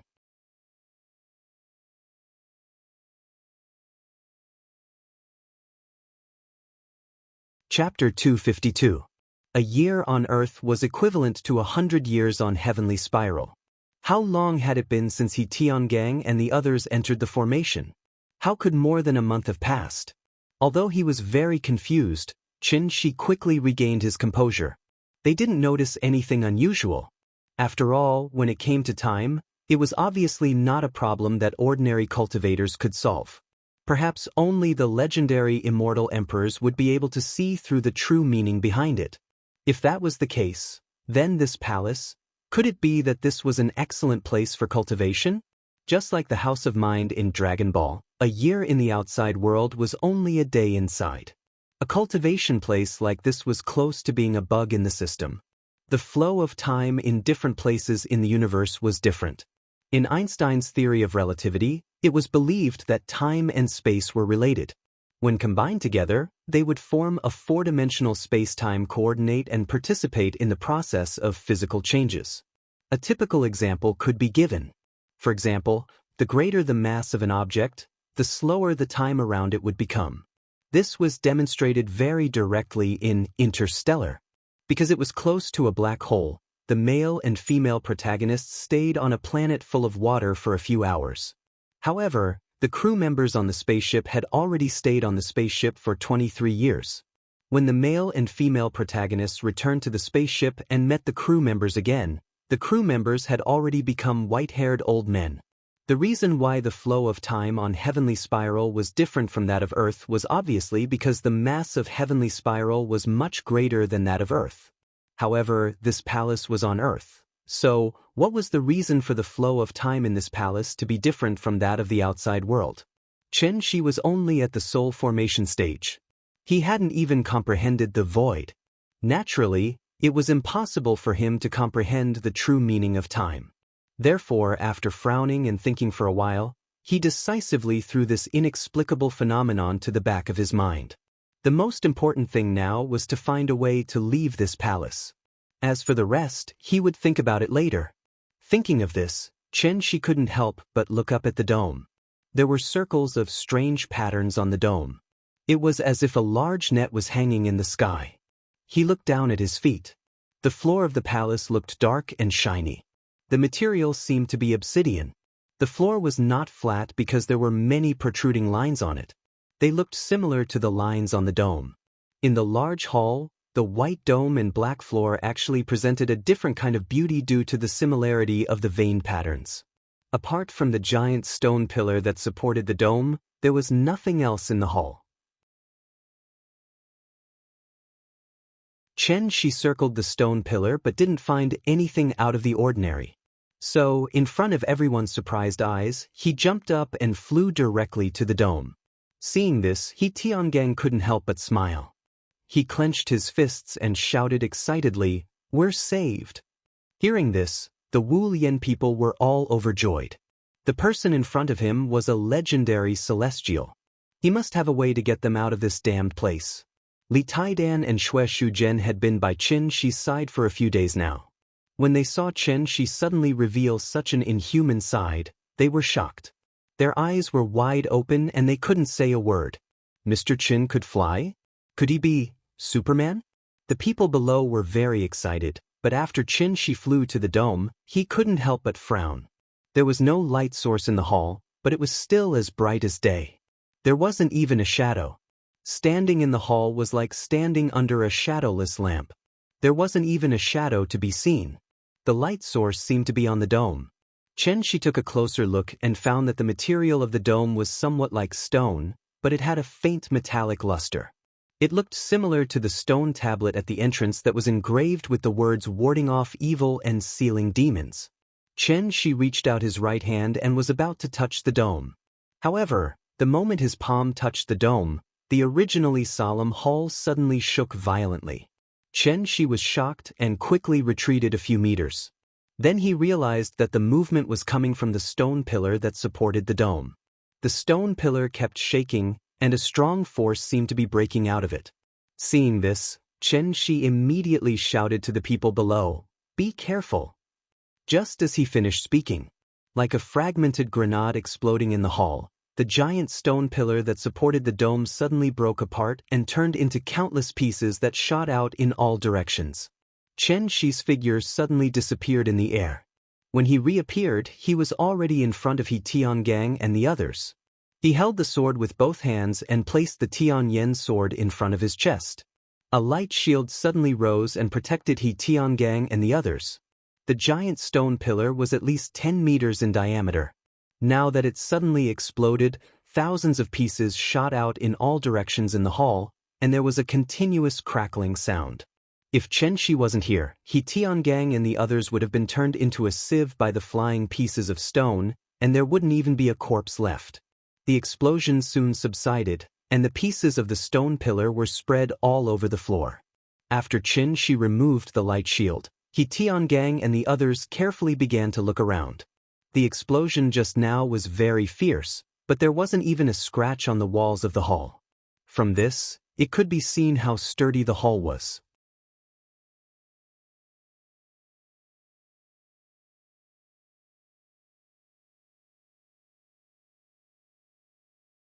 Chapter 253. Your wings, said, "The dragon is the head of the scaled insect. It has 9 shapes. The head is like a camel, the horns are like a deer, the eyes are like a rabbit, the ears are like a cow, the neck is like a snake, the belly is like a snake, the scales are like a carp, the claws are like an eagle, the palms are like a tiger. There are 81 scales on its back, and it has the number of 99 suns. Its voice is like a copper plate. There is a beard beside its mouth, a pearl under its chin, and a reverse scale under its throat. There is a mountain on its head, also known as the ruler of wood. The dragon cannot fly without a ruler of wood. It can form clouds with its breath, and it can change into water and fire. But what is strange is that the appearance of this dragon is still somewhat different from the legendary 5-clawed golden dragon. The 5-clawed golden dragon is obviously golden, but the dragon in front of Xianxia is dark green. Or, this is an azure dragon? This azure dragon's body is about 30 meters long, and it seems to be bigger than the giant python in the Berserk Python disaster. It arches its body and floats in the air, and the dark green scales are at least the size of a palm. Looking carefully, the scales seem to be shining with an indescribable luster, which can be called flowing light and colorful. Dragons are a symbol of auspiciousness, but its appearance is definitely not cute, and it even looks a little ferocious. When this azure dragon stares at Xianxia with its golden vertical pupils, its eyes suddenly become like a human's, suddenly with a bit of fierceness. In this regard, Xianxia did not have much reaction, but the group of people behind him were frightened. Among them, a few of the less resolute ones were so frightened that they fell to the ground. This is a living dragon. After the azure dragon flew out of the light pillar, it immediately roared at Xianxia. The hidden dragon has fallen asleep, and its roar moves thousands of mountains. Seeing that the azure dragon was about to pounce, Xianxia raised his hand and slashed. However, this azure dragon did not dodge. When the sword hit its body, it was immediately like a water arrow hitting its body, and was immediately scattered by the dragon's scales. The azure dragon did not seem to expect that this little bug would dare to provoke its majesty, so it immediately roared. Following that, it danced in the air and pounced on Xianxia, who was on the ground. It waved its gigantic body and slammed down like a giant wave. Seeing this, Xianxia couldn't help but frown. Could it be? Was he going to slay a dragon today? Seeing this azure dragon charging over menacingly, Xianxia naturally could not sit still and wait for death. No matter what it was, he would beat it into submission first. Thus, Xianxia immediately held the Tianyan sword in front of his chest. The tip of the sword suddenly shone brightly, releasing a burst of golden light. It was as bright as the sun, instantly illuminating the entire palace. Condense the will as the spirit, and the spirit as the sword. The 8 extremities boundless expanse was the so-called Earth Sword. 49 forms of heavenly divination, sword technique chapter. He Tiangang and the others hid behind the shield that Xianxia had set up for them. When they saw what was happening in front of them, they couldn't help but cry out in alarm. After Xianxia slashed out with his sword, a burst of golden light shone brightly. The blinding light made it impossible for them to look directly at it, so they could only cover their eyes in pain. There was no word that could describe the sharpness of this sword. It was as if it could split the heavens and earth in half. Xianxia stood proudly with his sword in hand. The azure dragon's figure was no longer in his eyes, only a golden sword light that pierced through the heavens and earth. Then, the blue wave and the golden light collided violently. Roar! Following the azure dragon's roar, the entire palace began to shake violently. The stone pillars that were scattered all over the ground were now completely turned into fine powder under the impact of wave after wave of force. They were reduced to dust that could not even be seen by the naked eye. One move of the human sword was enough to wipe out a mountain, not to mention that Xianxia had just used the earth sword. But strangely, in the face of such a powerful impact, although the palace was shaking violently, the surrounding walls were not damaged at all. Not even a small crack appeared. When the golden light dissipated, other than the huge stone pillar that supported the dome, only a thick layer of dust was left on the obsidian floor. Everything seemed to be as good as new. As for the azure dragon, it was actually not affected at all. The azure dragon's speed was very fast. As soon as Xianxia slashed out with the earth sword, it had already arrived in front of Xianxia. Xianxia didn't even have time to slash out a second time before the azure dragon bared its fangs and claws and bit towards Xianxia. Seeing this, Xianxia's body suddenly glowed with golden light. He used his true qi to form a shield and prepared to take the azure dragon's attack head-on. But at this time, the azure dragon's figure directly passed through his body. Xianxia was stunned. Because at this time, he realized that the azure dragon was not real. It was just an illusion. No, it's wrong to call it an illusion, because it clearly received his attack just now. Xianxia raised his eyebrows and was about to turn around and slash again. But at this time, the azure dragon had already passed through the shield he set up for He Tiangang and crashed into He Tiangong's body. Although He Tiangang was a great master in the Alcade state, but to be honest, the Alcade state was only equivalent to a cultivator in the qi refining stage.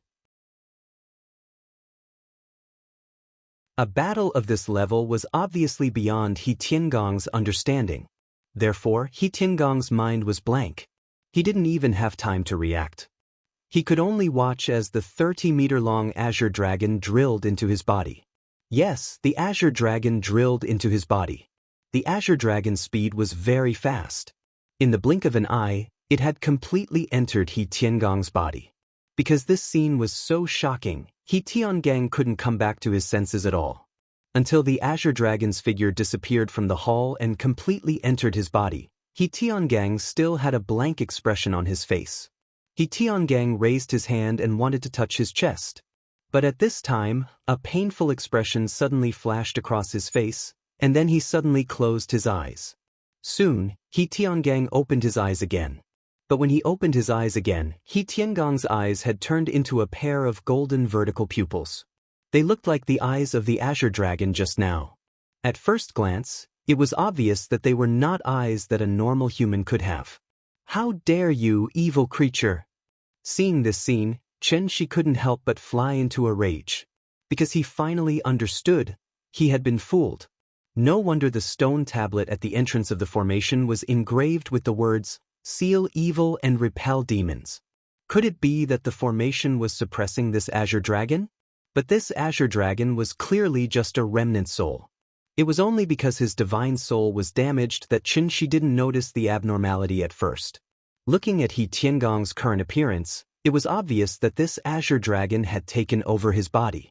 Seeing this, Xianxia immediately let go of the long sword, and then suddenly clasped his hands in front of his chest. Since this azure dragon was just a remnant soul, he would destroy its divine soul today. 49 Styles of Heavenly Divination, Spell Section.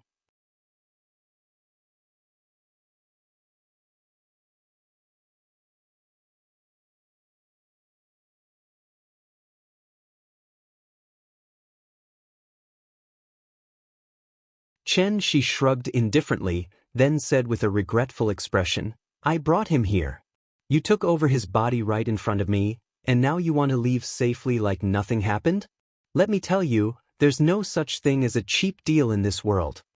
After hearing Xianxia's words, He Tiangong's expression immediately became uncertain, as if he was thinking. But Xianxia didn't intend to give him too much time to think. Although He Tiangong's body was occupied by the azure dragon, his consciousness obviously couldn't be swallowed by the azure dragon so quickly. So as long as the azure dragon's remnant soul was driven out of He Tiangong's body, then He Tiangang could still be saved. If time dragged on and the azure dragon completely merged with this body, even a golden immortal couldn't do anything. Seeing that the azure dragon still didn't answer, Xianxia decisively spread out his hands, and 2 dazzling lights lit up in his palms again. Since Evil Punisher couldn't destroy it, then he could try another move. Anyway, he had plenty of tricks up his sleeves. Seeing that Xianxia seemed to want to fight again, the azure dragon immediately cowered, so it quickly said, "Wait. I have an idea." Hearing this, Xianxia immediately retracted his hands and asked, "What idea?" "You help me open the channel. After the channel is open, buddy, cover me and leave." Xianxia pondered for a moment, so he readily agreed to the azure dragon's request. There was no exit in this hall, and the 4 walls were incomparably hard. Presumably, only the azure dragon knew how to get out. Since that was the case, there was no harm in cooperating. He helped the azure dragon escape, and the azure dragon left He Tiangong's body.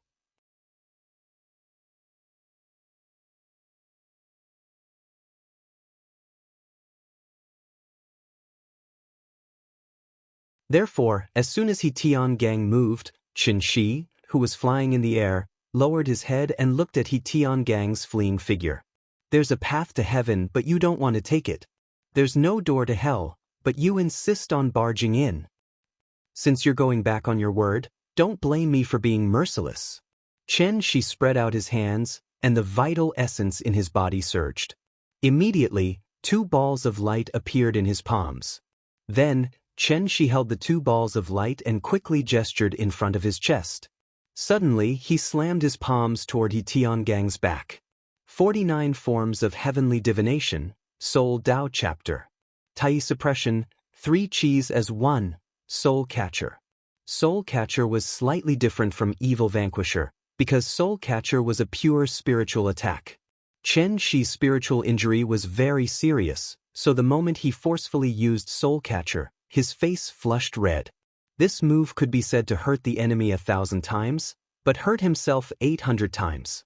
However, the azure dragon had gone back on its word first, so today, Xianxia was determined to destroy its soul. No matter what kind of position it had in Chinese culture, in short, today, the proud dragon has no regrets. Perhaps sensing the pressure coming from behind, He Tiangang stepped on the snow and quickly leaped out. At the same time, he did not forget to look back. When he saw the golden light in Xianxia's hands, He Tiangang suddenly stopped. Then, he turned toward Xianxia and let out a resounding dragon roar. Roar! The roar of a tiger and the roar of a dragon was mighty and continuous. The azure dragon probably knew that today's matter could not be settled peacefully. Therefore, after this deep roar sounded from afar, the shadow of an azure dragon suddenly appeared behind He Tiangang. The hidden dragon sleeps, and its roar shakes thousands of mountains. The shadow of the azure dragon coiled in the air. At the same time that Xianxia slammed his palms, the shadow of the azure dragon soared into the air with a monstrous force. Like a giant python pouncing on its prey, it opened its bloody mouth and rushed toward Xianxia. At this moment, Xianxia seemed to see the shadow of great-granduncle in it. It was a very familiar scene, but Xianxia did not have time to think about it. Because the soul catcher had been released. Like a descendant shooting down the sun, 2 light arrows shot out from Xianxia's hands, directly toward the shadow of the azure dragon that was pouncing toward him. And at the moment when the light arrows and the shadow of the azure dragon collided in the air, the whole scene between heaven and earth seemed to be frozen. Snow fluttered in the snowy mountains. Under the sparse moonlight, the wind and snow filled the sky. The light arrows shot in from the dragon's head. After a flash, they pierced through the entire shadow of the azure dragon and directly entered He Tiangang's body. The resounding dragon roar sounded again, but this time it did not come from He Tiangang's mouth. Instead, it came from the shadow of the azure dragon. As if it had suffered a huge injury, the shadow of the azure dragon trembled violently. Then, it curled up into a circle in the air, raised its head and roared angrily toward the sky. Formless sound waves continuously sounded from the mouth of the azure dragon. Circle after circle, they spread in all directions. At the same time, He Tiangang, who was on the ground, stared with his slightly ferocious golden vertical pupils. There was a trace of disbelief on his face. However, the surprise on his face did not last long. After a few breaths of time, He Tiangang suddenly closed his eyes under the expressionless gaze of Xianxia and then fell into the thick snow. At this time, the shadow of the azure dragon in the air, like a group of disturbed fireflies, suddenly turned into specks of starlight and disappeared in the wind and snow. The soul was destroyed. This azure dragon that only existed in myths and legends was mercilessly obliterated by Xianxia. Everything returned to silence. Only the sound of the wind was left between heaven and earth. After looking at the diamond-shaped crystal in his hand thoughtfully, Xianxia looked down at the hall below.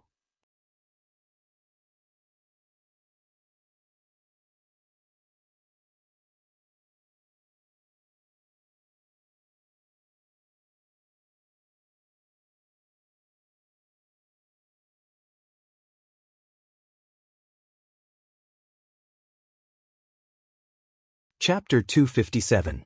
Looking at the strange light patterns that covered the sky in front of him, Xianxia was not surprised, but happy. Through the perception of his divine sense, he had already keenly noticed that the diamond-shaped crystal in his hand had a new change. The dense purple gas in the middle of the crystal was originally in the shape of a whirlpool, but when Xianxia's divine sense floated to the edge of the hall, the whirlpool immediately turned into the shape of a lotus, and the shape looked somewhat similar to the current appearance of the hall. Seeing this, Xianxia immediately returned his divine sense to his body, ending this dangerous action. After his divine sense returned to his body, Xianxia was still sitting cross-legged on the ground. After silently adjusting for a while, he finally opened his eyes. Forcing his divine sense to leave his body was still too much for the current Xianxia. Therefore, after just a few minutes, his face became very pale, and he looked like a patient who had just recovered from a serious illness. However, although his face was ugly, Xianxia could not help but smile. Because he discovered a secret, and that was, this seemingly ordinary crystal was actually the legendary soul crystal. The so-called soul crystal was actually a strange crystal that could host the divine sense. This kind of crystal was also very rare in the Tianyuan world. The soul crystal was very precious. On one hand, it was extremely rare, and on the other hand, it was a necessary material to refine divine sense attack-type magic treasures. In addition to being able to refine magic treasures, the soul crystal, as a kind of spiritual treasure, had the effect of warming and nourishing the divine sense. With the environment on Earth, it was obviously impossible to breed a magical medicine that could heal divine sense injuries. Therefore, this soul crystal was definitely a life-saving straw for Xianxia, whose divine sense was injured. No wonder this hall could imprison the azure dragon's divine sense, It was obviously because of this soul crystal. Thinking of this, Xianxia had a rough understanding of the mechanism of the hall's operation. Using the soul crystal as the eye of the formation to imprison the azure dragon, who was only left with his divine sense. And the reason why Tiangang and the others had not triggered any mechanism after being trapped for more than a month was they were not immortal cultivators, so they did not have enough pure true essence to trigger the mechanism.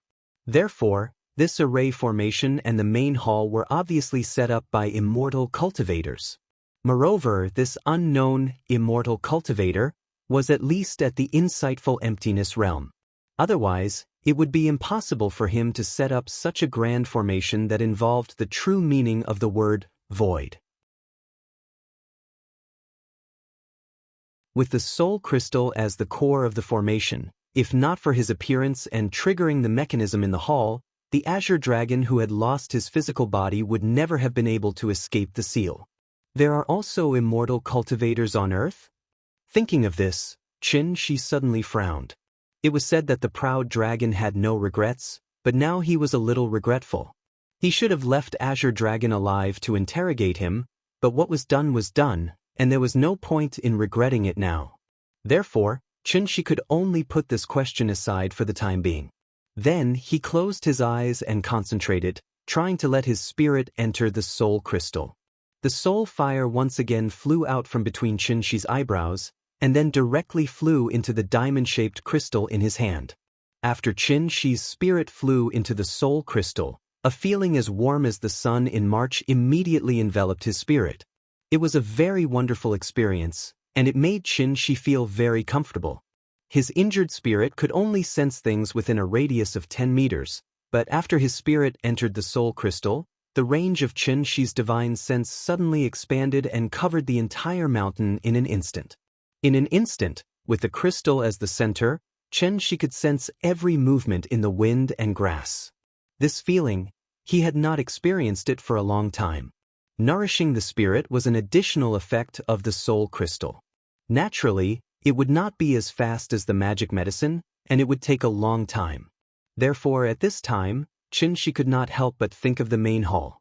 As soon as he thought of this, a series of rumbling sounds suddenly came from the hall. Following that, the 16 walls began to slowly rise up and gradually close together. The main hall changed back to its original appearance. The soul crystal, which was the core of the array, could still control the main hall. Seeing this, Xianxia could not help but feel happy. He immediately counted silently in his heart. He wanted to calculate the difference between the flow of time in the main hall and the outside world. Xianxia enjoyed the nourishment of the soul crystal as he counted seriously. When he counted to 10,000, Xianxia thought of something again. The main hall was suddenly like a remote-controlled toy, and it slowly bloomed with a rumbling sound. Each number was exactly 1 second.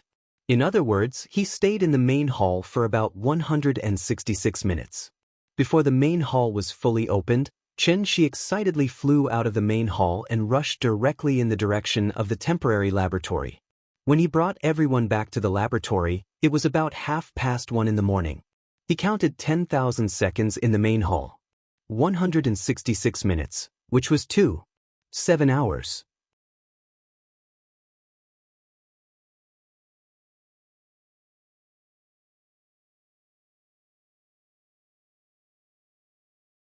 Chapter 258. Morning, 6:27 a.m. When Xianxia sensed that someone had woken up in the laboratory through the restriction, he stopped cultivating for the night. Although only 4 hours had passed in the outside world, he had stayed in the hall for a full day and a half. Time and space were concepts that were both independent and interconnected. This was not the heavenly jade realm, but Earth. Other people only had 24 hours a day on Earth, and Xianxia was also on Earth. However, he could extend his day to nearly 200 hours through the hall. What did 200 hours mean? It was enough to turn a newbie who didn't even know how to loot a bag into a sly old fox who lay in the bushes and waited patiently for a delivery. This kind of miraculous effect that could be called a miracle naturally moved Xianxia, who had never been moved by external things. As for why the flow of time in the hall was different from the outside world, This question was too profound and was completely beyond the level of a soul formation cultivator. Therefore, Xianxia was at a loss at this moment. He couldn't figure it out. Although the hall was very mysterious, Xianxia vaguely felt a sense of anticipation in his heart. Perhaps this hall, which involved the true meaning of time, was not only an excellent place for cultivation, but also a necessary step for him to take another step above the soul formation stage. The hall was too important for Xianxia. Therefore, when he left, Xianxia set up an illusion formation around the hall and hid the hall openly. From now on, this would be his secret base. For this, Xianxia had even made up a very believable story. If Wu Lian started an investigation, he would just have to say that it was all an illusion. The reason why he Tiangang and the others were trapped in the hall for more than a month was because they were under an illusion and mistakenly thought that they had been trapped in the hall for more than a month. In reality, they had only slept for one night and had a very, very long dream. Since the hall and the formation were both dreams, then the Azure Dragon was also a product of the dream. From the beginning to the end, Xianxia only did one thing, and that was to wake them up from their dreams. As for why everyone had the same dream, it was because the illusion was affecting everyone. In addition, the reason why the team had lost members was because the illusion had misled these weak-willed members. It was like sleepwalking, causing them to leave the camp in an unconscious state and then completely disappear in the vast snowy mountains. This trip probably bodes ill rather than well. In short, being able to survive was all due to luck. Everything that everyone experienced was just a dream and illusion. It was a perfect explanation. At the same time, it was Xianxia's white lie. After all, what was the point of Wu Lian sending so many people if even he couldn't figure it out?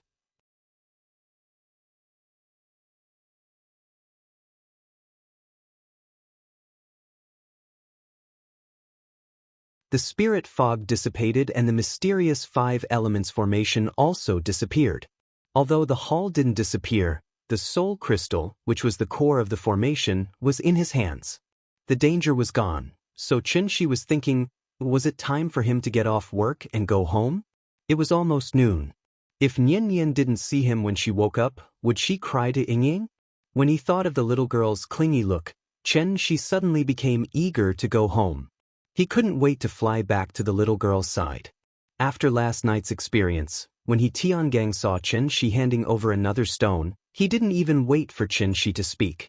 He Tiangang rushed to take the stone and smiled. I understand. Mr. Qin, go to your work. I'll throw the stone if there's anything. Hearing this, Xianxia suddenly smiled. Saving his life was worth it. This He Tiangang was interesting. After talking with He Tiangang, Xianxia left the Sayakin Glacier.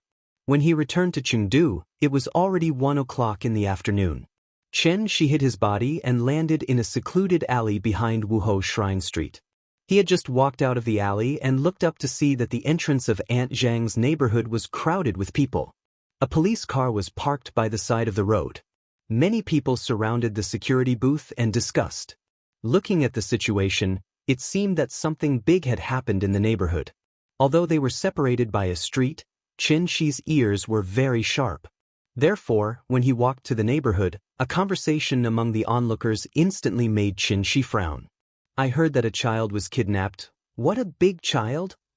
4 or 5 years old. Is it a boy or a girl? Little girl, she looks so obedient. Oh, why don't those bastards get their retribution? Xiao Qiu is so wicked. He's probably been hit by a car and died on the road. Attention Lamakes 666.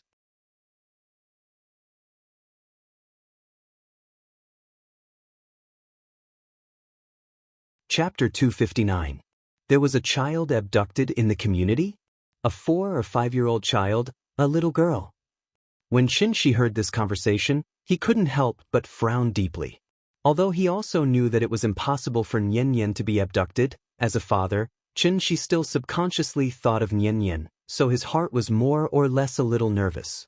There weren't many things in this world that could make him nervous. Nian's safety was obviously the first priority.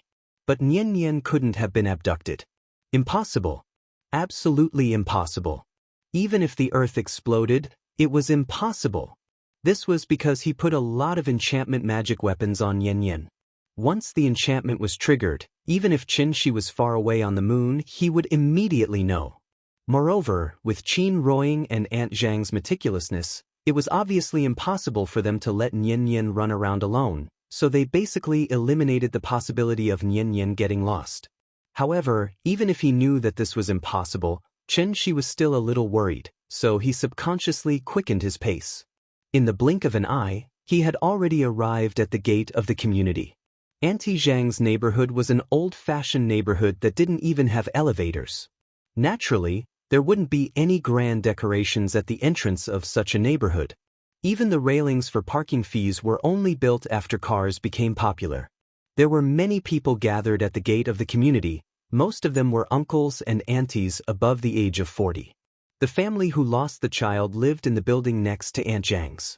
The child's parents had to work, so it was usually the grandparents who took care of the child. Now that the child was lost, the old couple could only sit on the ground and cry helplessly. The old couple was so sad that they couldn't speak, but the onlookers were talking one after another, giving the police who came to check the situation a headache.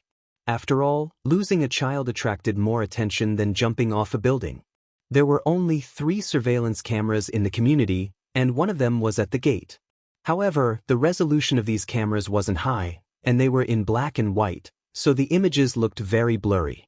After the police checked the surveillance footage based on the time when the child went missing, it took them a lot of effort to find the footage of the child leaving the neighborhood. The child ran out on her own, but she was following behind a woman riding an electric scooter. It seemed that she was willing. Human traffickers generally liked to abduct children under the age of 5 because the children's minds were not fully developed yet. Naturally, they would not be vigilant and would be pleased with toys or candy. Speaking of human traffickers, it was actually an occupation with a long history. In ancient times, there was a saying that there were 3 religions and 9 classes.